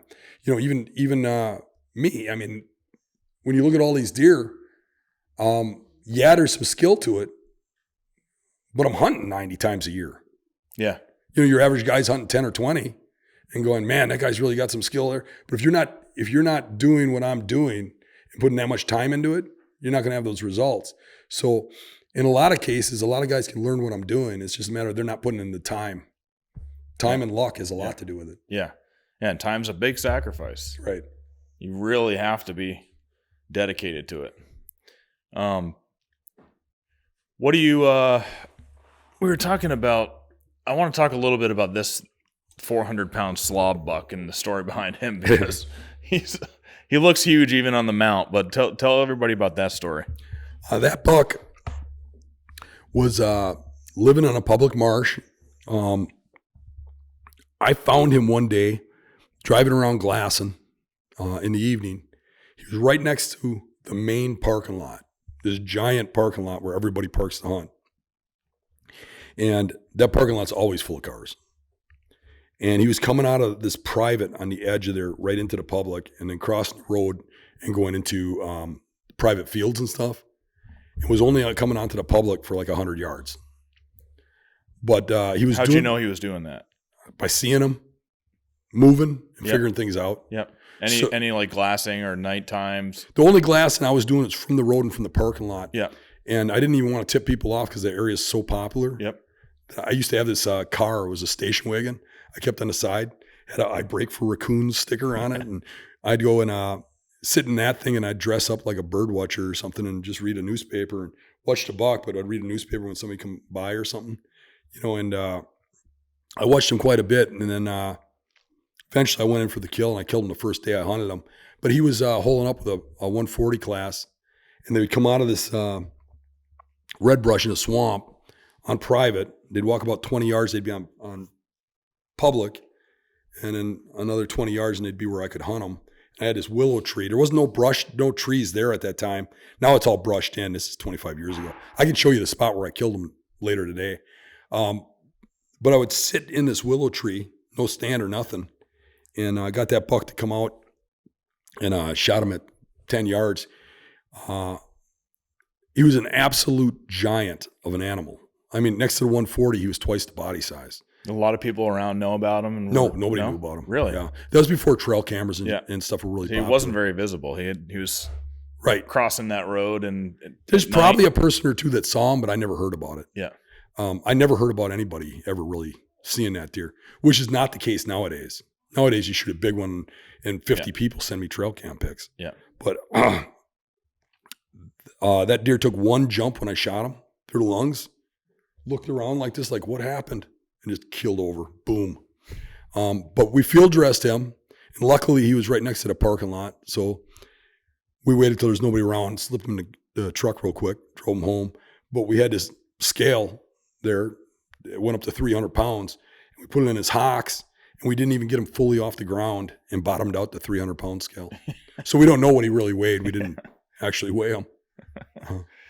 But 400 pounds could be a good guess. But you figure he put the guts in there, he probably was. Oh yeah, on the hoof. Yeah. Yeah, easy. And then this is the Rome Legend buck, right? Correct. Yep. What's the story about that one? I'm sure you've told it before, but the Rome Legend buck was not named that by me. That was named by an outdoor writer. That buck, everybody in town was hunting it. I think even Jay was hunting it for a while. And what the deal was with him is he lived across the street most of the time, and he wouldn't come over to the public until rut. And you'd see him over there, and people would be shining and glassing, and they'd see him, so all the neighbors kind of knew about him, and people talked and shared knowledge, and so a lot of people knew about him. So he was getting a lot of pressure, and there was a lot of guys hunting for that animal. And what I kind of figured out was he wasn't getting onto our side till dark, but in rut he was staying over for a few days anyways, around October, the end of October, like Halloween. And there was a rub line coming out of that bedding area that would open up with those giant rubs when he was there, when he was on that side, because it was coming out of the bedding area on that side. And I saw that opened up, and went in to hunt him the first year that I had an opportunity. And I got in there, and before I got to the spot I was going to hunt, there were some does that occasionally bedded on the satellite area of that. Mm-hmm. One of those does jumped up, and he was with her. jumped up, and I split him. And then I got in there and I tried to set up, hoping he'd come back looking for his doe. And he did, but he circled a wide path to the downwind side to smell first, smelled me and blew out of there. So then a year later, almost to the day, on Halloween, I noticed a rub line open up and went in there to hunt. And he had made a scrape line going in there that was real obvious, and a lot of people were hunting it. And there was actually a whole bunch of people back there. I had to walk past. And one guy had a decoy out in the field and was rattling and stuff. And there was guys, right next to the road too. And I think maybe they're thinking he's still coming across the road or whatever. But I had to zigzag around these people to get back to where I wanted to get. And I remember one guy was like 200 yards from that buck, right in the trail where he comes out. But 200 yards is 200 yards too far. That buck ain't moving that far in daylight, So I got right up to the bedding area. I got about 75 yards from where I knew that buck bedded if he was on our side, and I set up, and about an hour before dark, he rose out of his bed right where I expected him to be. And by the time he got to 75 yards to me, it was closing time when I shot him. What chance does that guy have? Yeah. 200 yards away, No. Which is typical. I mean, a lot of these deer I shoot right at the edge of darkness, even though I'm right on top of them when they get up. Mm-hmm. And then what was the buck you said you had to do some crawling to get out to? You had a good story. That would be the biggest one? Yeah. Your highest scoring buck? Yeah, the one that looks like an old mount? Yeah. Yeah. That one I hunted for a few years. I found that buck on a sleepless night in July. I couldn't sleep. I woke up in the middle of the night, wide awake. So I just decided to go out glassing. We can shine in Wisconsin, so we'll go out with a spotlight and look for them and shine fields. And I came up on a field, and that buck was about 10 or 15 yards from the road, probably about to cross the road from the field. Yeah. I hit him with the glasses, and he just stood there looking at me, and then turned around and ran. And it was kind of an open area, so I figured I could kind of figure out where he came from. So the next weekend or so, I went out there, found his tracks, backtracked him, and I got by this woodlot that was probably a 40-acre woodlot in the middle of open fields. And it was on private land, that spot was, but I had permission. And I walked around that woodlot, and all the tracks went in and out of there. And I didn't really want to mess with it. I figured it's close enough that if I hunted the corners or edges, I'd get them, and I could glass them coming in and out. And I did glass them a couple times. But the farmer that owned the land did vegetable farming and had a whole bunch of workers that picked vegetables. And they noticed those tracks too and started hunting that real heavy. They put up wooden platforms in there and stuff and kicked that deer out of there, and I had to relocate them. And I relocated them on the other side of the road back in another hunting area. And he had moved about a mile. And I didn't get him that year, but that winter, I went out scouting really hard, and I found this bed that was just worn out. And it was a single bed where most of these bedding areas have like 50 beds in like a little, quarter acre to acre spot. That's what we were seeing yesterday. Yeah, exactly. But this had one single bed where a willow tree kind of went up like this and over, and was an arch, and you could sit underneath that arch and watch an access trail where all the hunters came in, up like a logging road kind of thing, or a dirt road, right? Tractor road for farm equipment. And it was a pasture, like a cow pasture, that hadn't had any cows in it for probably 15 years. So it was mostly high grass, brush, had some wet spots. There's a little cattail patch about 10 foot around right in front of there. It was kind of blocking his view. And you could see where he'd come out of there, and he'd cross this path where everybody went through there. And you could see his tracks there too. And then when I was hunting back there, it was a pretty open area. I seen him come out of there, out of that bed. Oh, and by the way, I picked up one of his sheds right in that bed that year. Was laying right in the bed. So I knew for sure he was bedding there. So I was hunting and watching that area at the same time from a distance and saw him come out of that bed. But there really wasn't any way to get close. There's no trees or anything. Yeah. It was all open grass. And I started watching it more and more. and seeing that whenever it was a west wind, he bedded there a lot. And that's one of those ruining Thanksgiving bucks, because when I got this idea in my head that if I got in there and I got in line with that bed, I could crawl up on that bed and kill him in his bed with lining up that little cattail patch. But the west wind would blow right to him and he'd smell you, But on Thanksgiving Day, when I woke up, I heard something on the radio about the wind switching midday or whatever. So I checked the weather, and sure enough, like 10 o'clock, the wind was supposed to go 180. It was west in the morning. West, and it was going to turn to east, like it was storm front was coming in. Yeah. And I'm like, I got to get out there. And I remember my mom was like, not this crap again, It was only a couple of years after that other buck. You know? And I went out there and I actually took my shotgun and I bungeed it to my back, and I crawled one step at a time. And it was really hard because there's water in there. Like I said, they like to bed with water around them, right? And it was about this deep, and there's a thin layer of ice on it, and you had to crack that ice without making noise. And I was getting soaked. And I took 2 bungees and put them around me to hold my gun on my back so I could do that. And I crawled up to those cattails, got in there, got the gun off my back, and then rose up. And it's only 20 yards to that loop that he bedded under. And there he is laying there staring at me. And I was kind of in shock, because you do that because you know that he's going to be there and all this crap. But when it happens, you really are kind of in disbelief, even though it works. Yeah. And I shot him right in his bed. He just got up, stumbled a couple feet, and fell over. That's cool. Yeah, it was pretty cool. Yeah, because you don't have a lot of opportunity really to spot and stalk out here, do you? Not most of it. Yeah. Like the area that I hunt the most now, that was a little different area, a little more, about 50 miles from here. But where I'm hunting now, it's so thick with swamp and stuff where these deer are, you really can't track them. Like I snow tracked them a little bit, like your guys out east when I was younger. And you could glass them and spot them and go after them a little bit when I was younger. Not that I ever had any success at that. But where I'm at now, those swamps are so thick, you can get from here to you before you jump that buck and never see it. You'll hear it. You can't even see it. And you're in thick cattails and wet and stuff. They're really bedded in some thick crap. Yeah. Do you utilize calling at all?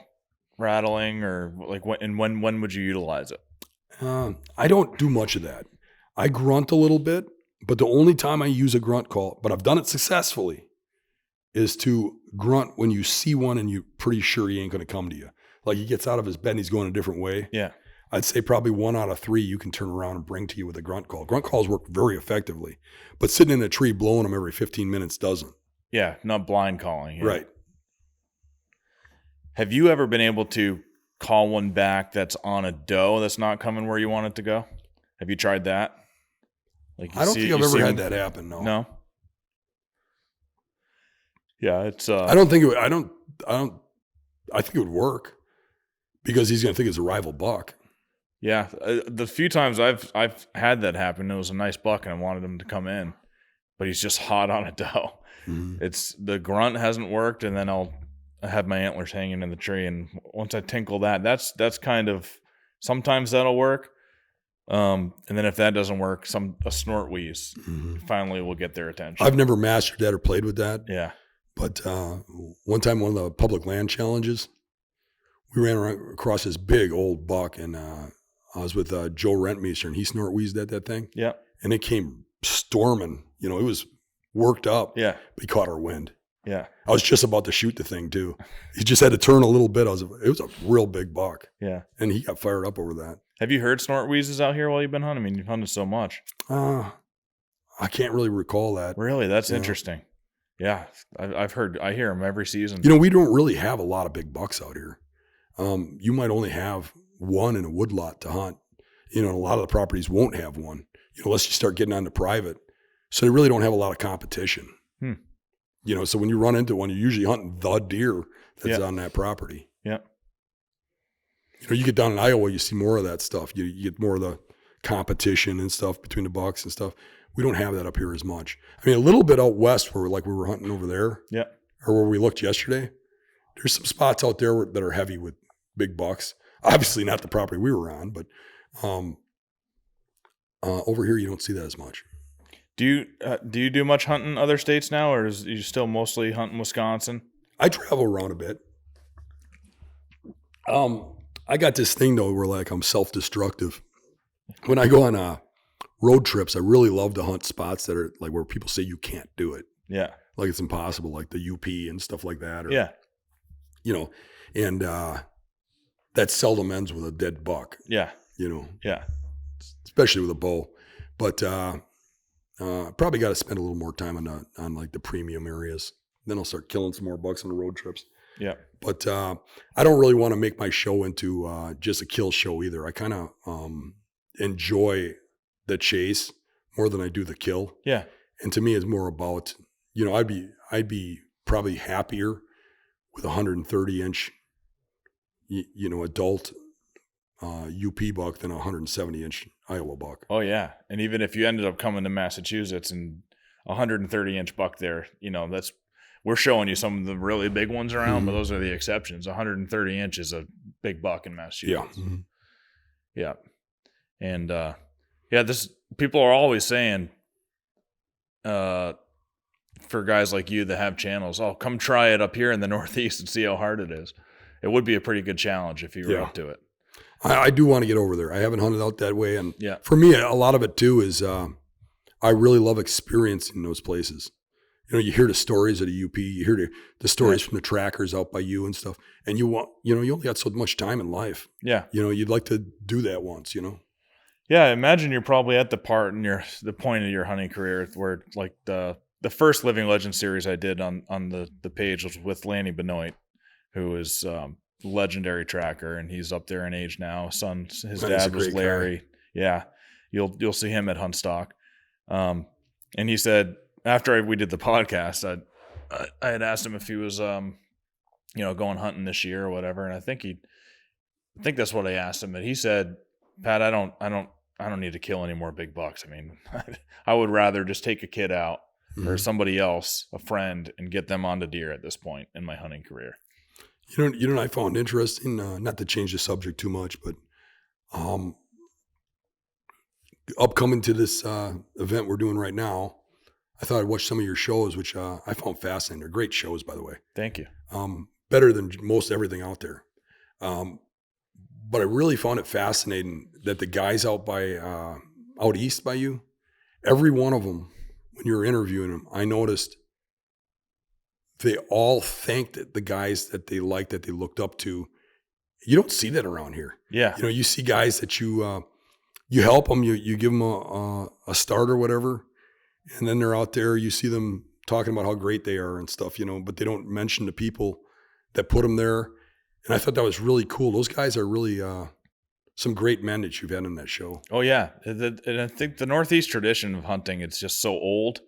It's where everybody settled in the United States. You know, the first hunting traditions were there. I mean, if you're not talking about the Indians, but for the settlers, I mean, it was Massachusetts and Pennsylvania and that whole northeastern part. It's got the deepest tradition.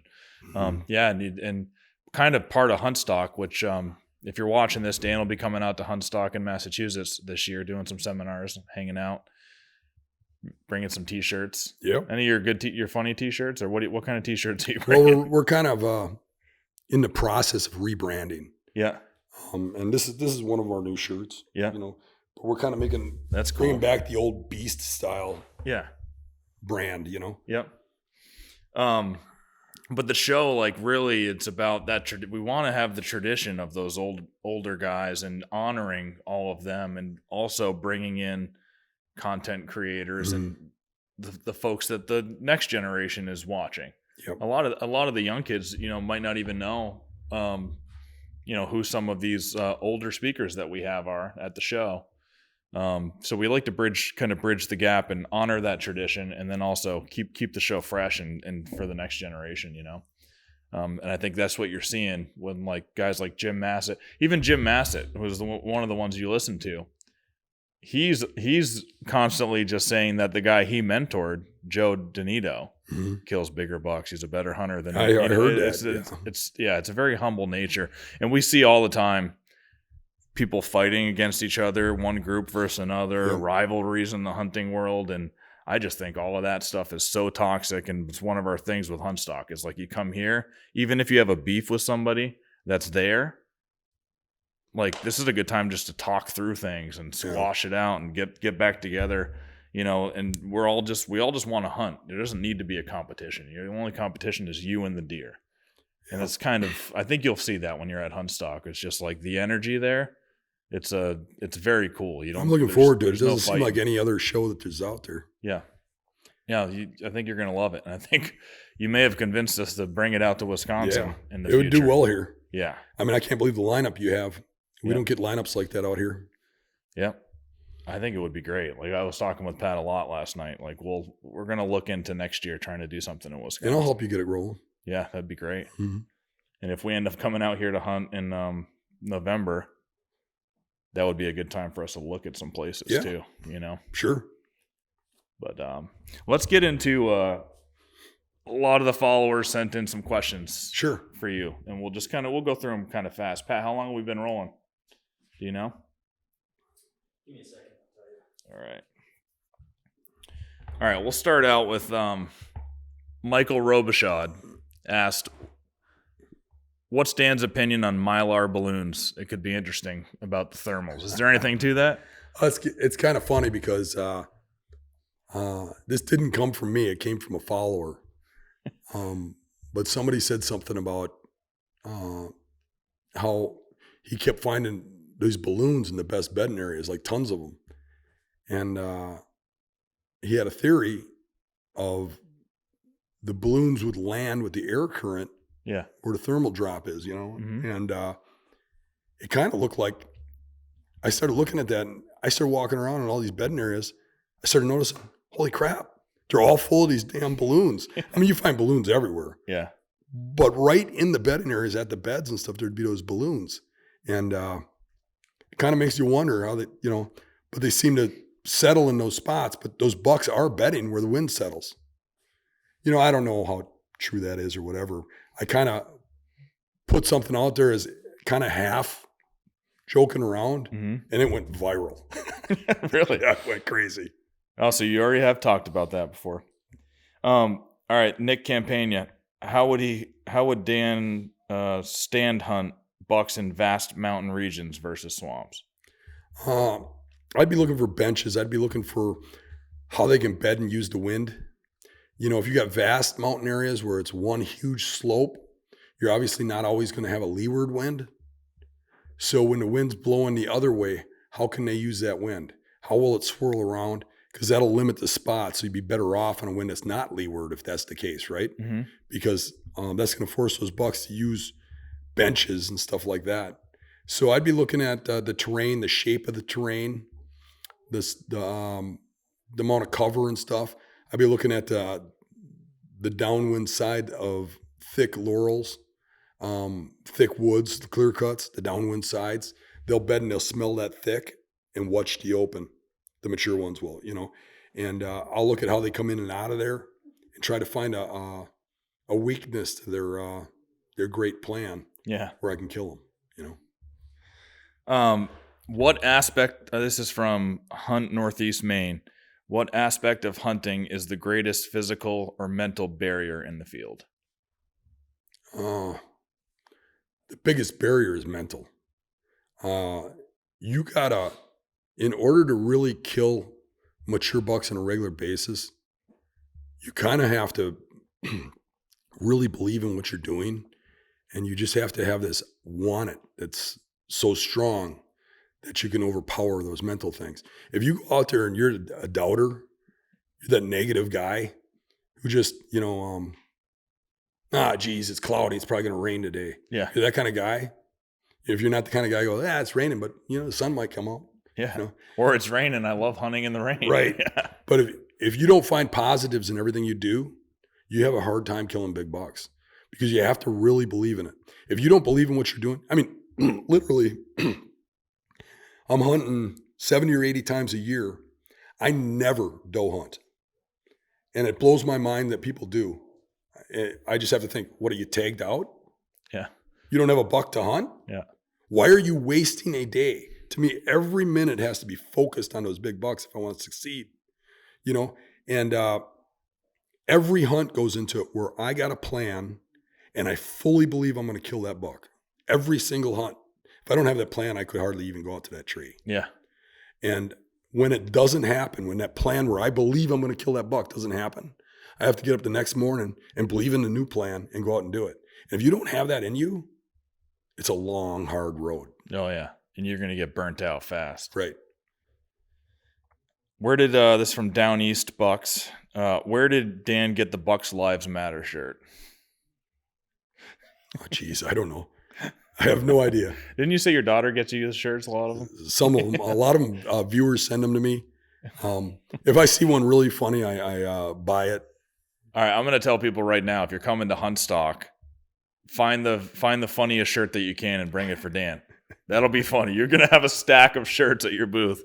So if you want to meet Dan, bring one, maybe bring two, and maybe you'll sign one of them for them. All right. John P. Morin. How would he apply his Wisconsin tactics to Zone 11, Massachusetts, which essentially is small patches of woods, lots of people, houses, suburban areas. There's a lot of deer. I've hunted a lot of stuff like that. Yeah. It ain't much different. Bucks bed the same everywhere. It's just a matter of looking at the terrain. You know, if it's hilly, they're going to bed the leeward sides and stuff. They're going to bed in the overlook spots. I think when you get into rural areas with a lot of people, usually overlooked is the biggest thing because everybody seems to do the same thing. And there'll be one or two little spots that are overlooked, and those are where you're going to kill those big bucks and most of the rural stuff. But you're really looking at the terrain. Is it swamp? Is it hills? Is it big woods or whatever? And each one of those is unique in how they bed. And when you figure that out, what you got, then you're looking at the overlooked, you're looking at that. But hunting around houses and stuff can be really easy to figure out the deer because I think people are really on a routine. A lot of times they're right under people's noses. A trail will go by them 100 yards from them, and they don't even know they're walking right past these deer. A lot of times they're right next to the parking lots or roads or whatever because everybody tries to go to the middle, even though it's only a 200-acre property maybe and some of the small stuff, right? But it's really about thinking about how everybody goes through this property. Where do they go and where don't they? It doesn't matter if they're hunters or not. Where do the people go? Oh, yeah. That's a big problem in the suburbs. There's tons of dog walkers. There's tons of people out doing all kinds of stuff in the woods. We just covered that basically from Choppy. Mike Batsalakis. What are his methods to locating a new target buck? I think we kind of touched that, and you're just bouncing around. Yeah, I'm hitting doing a lot of new scouting. properties, doing a lot of scouting to find them. I'm doing a little shining. I'll throw some cameras on some spots where I found some big sign. Yep. Those kind of things. A lot of it actually comes from hearsay. I'll have people tell me about a big buck, and I'll go kind of look into it. Yeah. The only trouble with that is some people's idea of a big buck and my idea isn't the same. Yeah. And I've had it burn me and I've had it not burn me. I've had it where somebody tells you about this giant buck and it turns out to be, an 80 class 8-pointer or something, Yeah. And I've had somebody tell me about this giant 12-pointer they were seeing. And I kind of took it as this guy's always telling me about big bucks he's seen. And I did go out and look and saw all these rubs, but then I had something that I knew was for real that I went after, and he let somebody else in there and they shot it, and it was one of the biggest bucks ever shot in the state. Do you watch any of the Seek One stuff? Not really. No. You're aware of that? I'm aware of them. Yeah. Yeah. Yeah. One of the things that he, haters out there or whatever will say, because he gets tips on big bucks and stuff. How do you feel about that? If someone says, "Oh, Dan's getting big tips on bucks," that's easy. I don't care what people think. Just learning that there's a buck in the area is not killing that buck. No, you got to do all that detective I mean, it's no different than Dan's getting it because it's on a camera. Yeah. Or Dan found a shed in there. He shouldn't be hunting where he finds a shed. Yeah. It's the same thing. I mean, you got to use your skills, and some of your skills, like you got a lot more skills than I do at knocking at doors and talking people into hunting permission. Well, he does. Yeah. Yeah. Well, I don't. No, I don't even want to knock He's on the really door. good at that. I got people that I know will give me permission. I won't go over there. I can't drive up a driveway and beg to hunt on your land. Yeah. It's my nature. Yeah. But yeah, I think you just got to not let stuff bother you. If you're one of those guys that listens to Oh, yeah. haters or whatever and bad comments, You wouldn't believe the comments I get. It's insane. And I'm sure anybody that's doing stuff to the level I'm getting is getting that. But when you got 100,000 followers, you're going to get a few that are nuts. Yeah. You know, I had a guy about a week ago or so. I probably should have called the police, but I didn't. But the guy went on this rant about how I kill all the deer on that I'm not killing these deer on public land. I'm killing them in behind high fence. Yeah. Which is ridiculous. I mean, that would come out so fast, you know.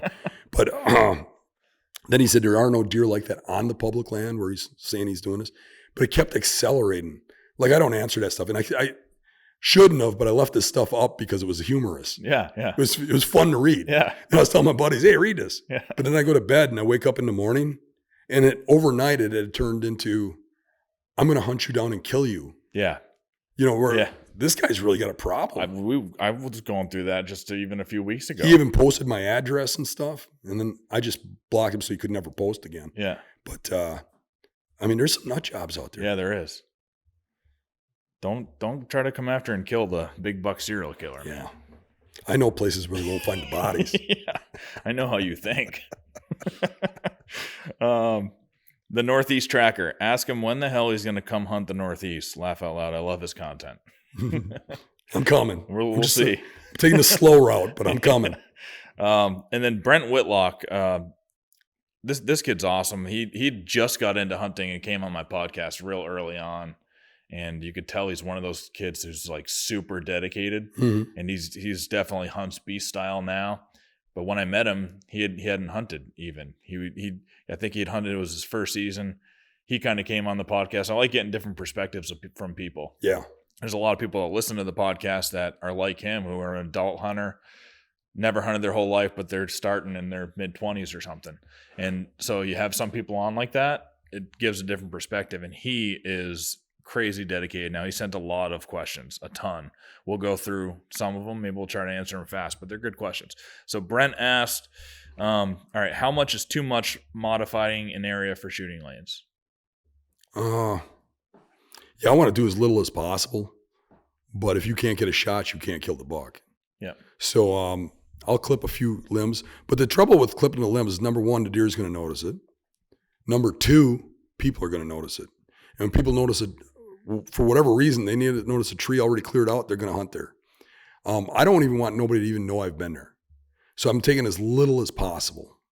You probably, if you're going to hunt out of the same tree as me, you'd probably, when you start looking at it real close about where you're going to put your stand, you'd see something to know that I was there. Yeah. But you'd have to be really looking for it. Usually I'm looking for the spot that's already cleared out. But it ain't easy because you got to have kind of the exact tree, you know, because of the way the wind flows and stuff like that.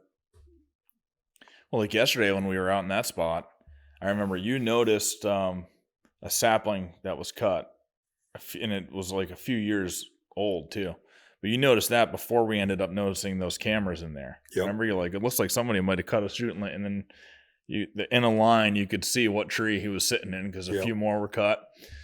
So yeah, that all makes sense. As little as possible, because it's not really as much as the deer, you know, being nervous or seeing their environment change, but it's people too. Yeah, it's kind of funny because what I've noticed is some people want to claim a spot. Like they cut stuff on purpose so that you do notice it, so you'll stay away. Yeah. And some people will honor that. And some people will be like, oh, somebody hunts here, I don't want, and I'm one of those guys. If you're hunting in a spot that somebody's hunting, you're in the wrong spot. You're thinking like other people. Mm-hmm. You got to find a spot where nobody hunts. Yeah. You know, or has hunted recently. But there's two mindsets to that. I mean, you're either, you know, targeting people and their spots, because probably that's that type of person that doesn't have confidence in their own skills, but they know, hey, somebody's hunting here and this is already set up kind of thing. I could probably kill one here. It is a good spot. I know that because this guy hunted here. Yeah. You know, and there's the other mindset of like me, I don't want to be anywhere near where somebody else is. And it's like, I ran into a guy in a parking lot who told me that he's hunting there because there's this great hunter that hunts there. and that he heard about this guy, blah, blah, blah. And he said, the guy's name's Dan Infalt. And he asked me if I ever heard of him. I said, I never heard of the guy. But anywho, he's targeting the area because I hunt there. The last thing I want to do is go hunt where hell blood hangs out. Mm-hmm. Because that guy's, he's killing a lot of deer. There's probably less deer where he hunts, Yeah. and he's onto the ones that are there. I want Yeah. to find the ones where nobody's onto them. Yeah. I don't want to target places where other good hunters are hunting. Right. Also from Brent, if you know there are does bedded before the buck, are you pushing past to get closer? That's a good question. I got a lot of spots where you do have to go through does to set up. I try to stay far enough back, but in a lot of cases you can't. I can think of one spot where you have to push does out of it to get into it. And I've had some good action by not trying to go in there sneaky. Yeah. Because where the bucks are, they're not going to notice me. But I go over a horizon on purpose where they're going to see me coming. Mm-hmm. And I make just enough noise where they can hear me, but not enough where I'm spooking the bucks that are another 40, 50 yards back. Yeah. And those does just get up and go out. Yeah. But if you creep in there, Yeah. if you sneak your way in there and really They're one gonna step at a blow, time, yeah. all of a sudden they're jumping up, blowing, or Yeah. crashing off, Yeah. which I've had them crash off and still had the buck come in. But I've had them crash off and you see the buck get up and go with them too. Yeah. So it's never a good thing. But if you can get them to just bump out of there because they see you coming, Yeah. or they know you're coming from a distance, and you're not really coming at them as a threat, you're just kind of bumbling through the woods. Yep. And, that's a better scenario. That's a great tip too. All right. Another one from Brett. Do you find Brent, do you find bucks relocating entirely with crops rotating or a bad acorn year? Kinda. I think those bedding areas kind of rotate. And one thing you'll see, like with acorns, we get a good crop like every other year. Mm-hmm. And you'll have an oak island, and you'll have bedding at the tip of it. And you go in there and you spring scout, and you'll find this massive rub line coming out of those beds, and these beds are just worn to the dirt. And you can tell it's early season. You're like, oh man, I could kill a buck in here so easy. And then you come the next year to hunt, nothing shows up. The rubs aren't there. You go and look at the beds, they're gone. You're like, I don't know, this looked so good last year. Well, the key is there's no acorns, right? So you give up on it, you come back the next year, and there's the acorns again. Now you got the rub line and stuff. Well, you can just rotate through that where you keep hunting at the odd years. Yeah. Or you can look at that and say, well, this is when there's acorns here. And that's the whole that detective work. You figure out, why are they bedded here? When are they bedded here? How are they coming in here? How are they coming out of here? You got to do the whole work, not just go in there, okay, this is it, on to the next one. Yeah. You really got to look at it like a detective and figure the whole scheme out, because a lot of that is about rotation. Yeah. They might be there because of a cornfield. Corn ain't there. They don't have the cover. They don't have the food. Beans are dried up by the time you're hunting in there. So if it's a bean corn rotation, it might just be the corn rotation, Mm-hmm.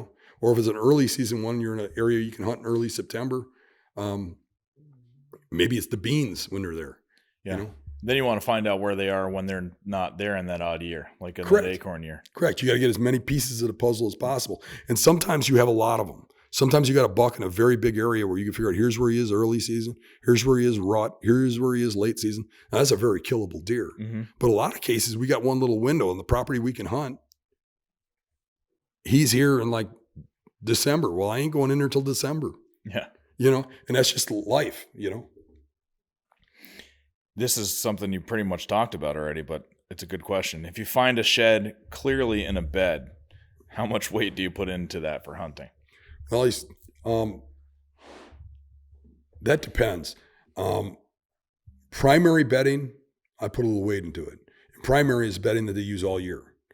And you see rubs from the whole season and stuff, and bucks come in there at different periods of the year. I put some weight into that. But if it can be it can be a February bed that he's dropping his antlers in. Yeah. Which is probably more the case. Yeah. Because they bed quite differently at that time frame, in the northern regions. So quite possibly that deer isn't bedding anywhere near there in fall. Yeah. But that wasn't the case in that buck. Mm-hmm. But I do find a lot of sheds in beds that I just kind of discounted as they're not around here. Yeah. as a hunter from the Northeast, what should one expect when hunting Midwestern states? Brent told me he's planning trips to, he wants to do a lot more traveling out to the Midwest. So for somebody coming from the Northeast, only hunting up there, what should you expect? A lot more pressure. A lot of guys from out east will tell me how where they hunt. They'll drive past the parking lot if there's trucks there.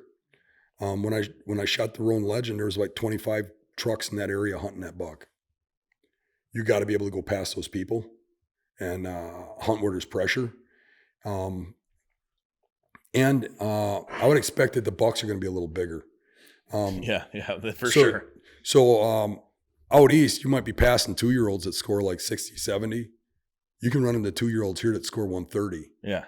Where it's just as easy to kill as a 2-year-old back home, but you're looking at it as a trophy when you're here, get next to the bucks you shoot. Right. So a lot of guys come here from other states and they shoot 2-year-olds because of how big they are. Yeah.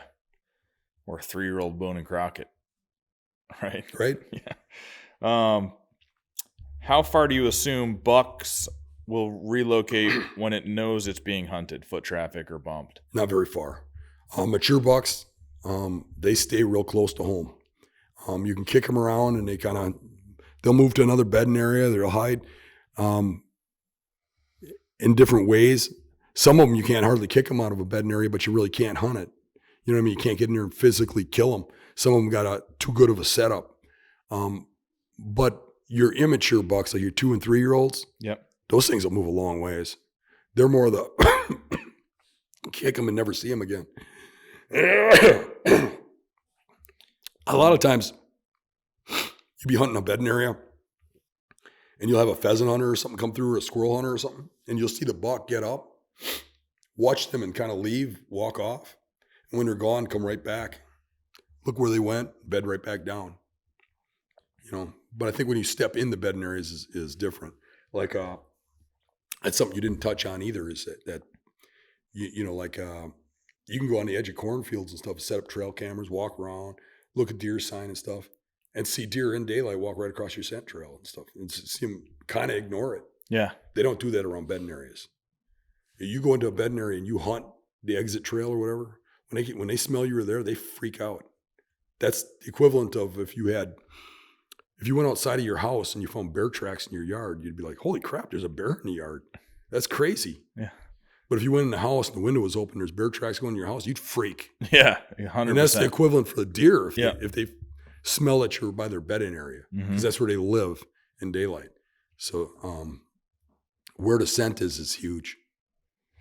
The last question I saw on there was, is there anywhere that Dan hasn't hunted that you really want to go hunt someday? Oh, I've really been looking at the East Coast, more Maryland. I always wanted to go after the Sitkas. Yeah.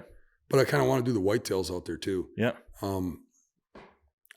haven't done a lot of southern hunting. I'd like to do that. I always like to expand. Yeah.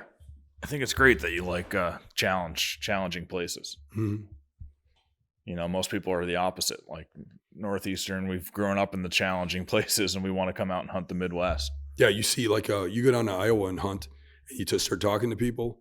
Just about everybody out there that's got a ranch set up for hunting is from Michigan or from Wisconsin, or it's like they chase the big bucks. Yeah, yeah. Well, is there anything else you want to leave the folks with? I think or anything else you want to cover?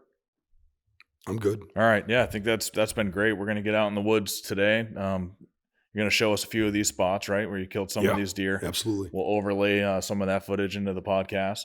Anything you want to promote? You could probably mention the tree stands. Yeah. Just my what's the website again? huntingbeastgear.com? huntingbeastgear.com is the tree stands. Yep. And then Hunting Beast is a separate company that I run that's more about education. Yeah. On how to hunt and stuff forum. like that. Yep. The forum and the YouTube channels. Yeah. Is what I'd like to pump the most. Yeah. All right.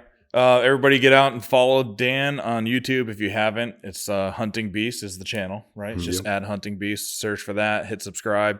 Hit subscribe here too, please, if you like the content. We've got a lot of content that comes out over the years, a few Living Legends series where we interview higher end guests like Dan. And we do podcasts, also audio form. So if you like it, leave a comment, hit subscribe. want to get any of Dan's stands, it's huntingbeastgear.com. Go check those out. And also the Hunting Beast Forum, which is a really cool community that you've built over the years. Yeah. What's that website? Is it Hunting Beast? thehuntingbeast.com. Thehuntingbeast.com is the forum. So get on there. And then you want to come meet Dan in person. He'll be at Huntstock all 3 days this year in Massachusetts, Westminster, Massachusetts. Check out www.huntstockevents.com. We'll put all the links down in the description here. But yeah, man, thanks a lot for having us out, and Thanks for having me on. It was looking fun. forward to another fun day in the woods. See some swampland. Yeah. Yeah. Let's Thanks, go buddy. get wet. Yeah, I'm ready. Hey, we just got done doing the Living Legends interview with Hunt Suburbia. And we were lucky enough to do that with Jay Trudell here, my buddy. He owns this taxidermy studio, houses all my heads and stuff, and this guy's quite the killer too. He hides all his trophies at home. Yeah, I keep them all at home. I'm selfish. But yeah, you're at Trudell Outdoor Adventures Taxidermy Studio here in southeastern Wisconsin. We're in Hartland. And we do all of Dan's heads, and we house all of Dan's heads, which is really kind of cool. The big blue wall that you see in the background here is probably one of the most photographed walls in Hartford for sure, but southeastern Wisconsin. Just about everybody that walks in here pulls out their phone and asks if they can take a picture, and we absolutely let them, because it's a good way to promote Dan. And it's really nice to have them all here. I get people that bring their animals into our taxidermy studio that know Dan, and they're coming here because of him. And then I get people here that come in here that have no clue who he is, and then I get an opportunity to tell them, and then he's got a new follower. They're impressed when they see that wall. We've also had people walk in here that know him that didn't know that they're here, and they're all fired up. And we've had people call and, what are your hours for seeing Dan's heads? Okay, let's make an appointment for that, so we get a little bit of everything because of having them here. And it's pretty neat. It's a neat situation to have all those heads here. That's awesome. And where can people find you online? Yeah, we have a website, TrudellOutdoorAdventures.com. We're on Facebook, same thing, Trudell Outdoor Adventures. Just search it and you'll find us. We probably put more content on Facebook today than we update the website, but both have information how to get a hold of me and how to get a hold of the studio to bring something in.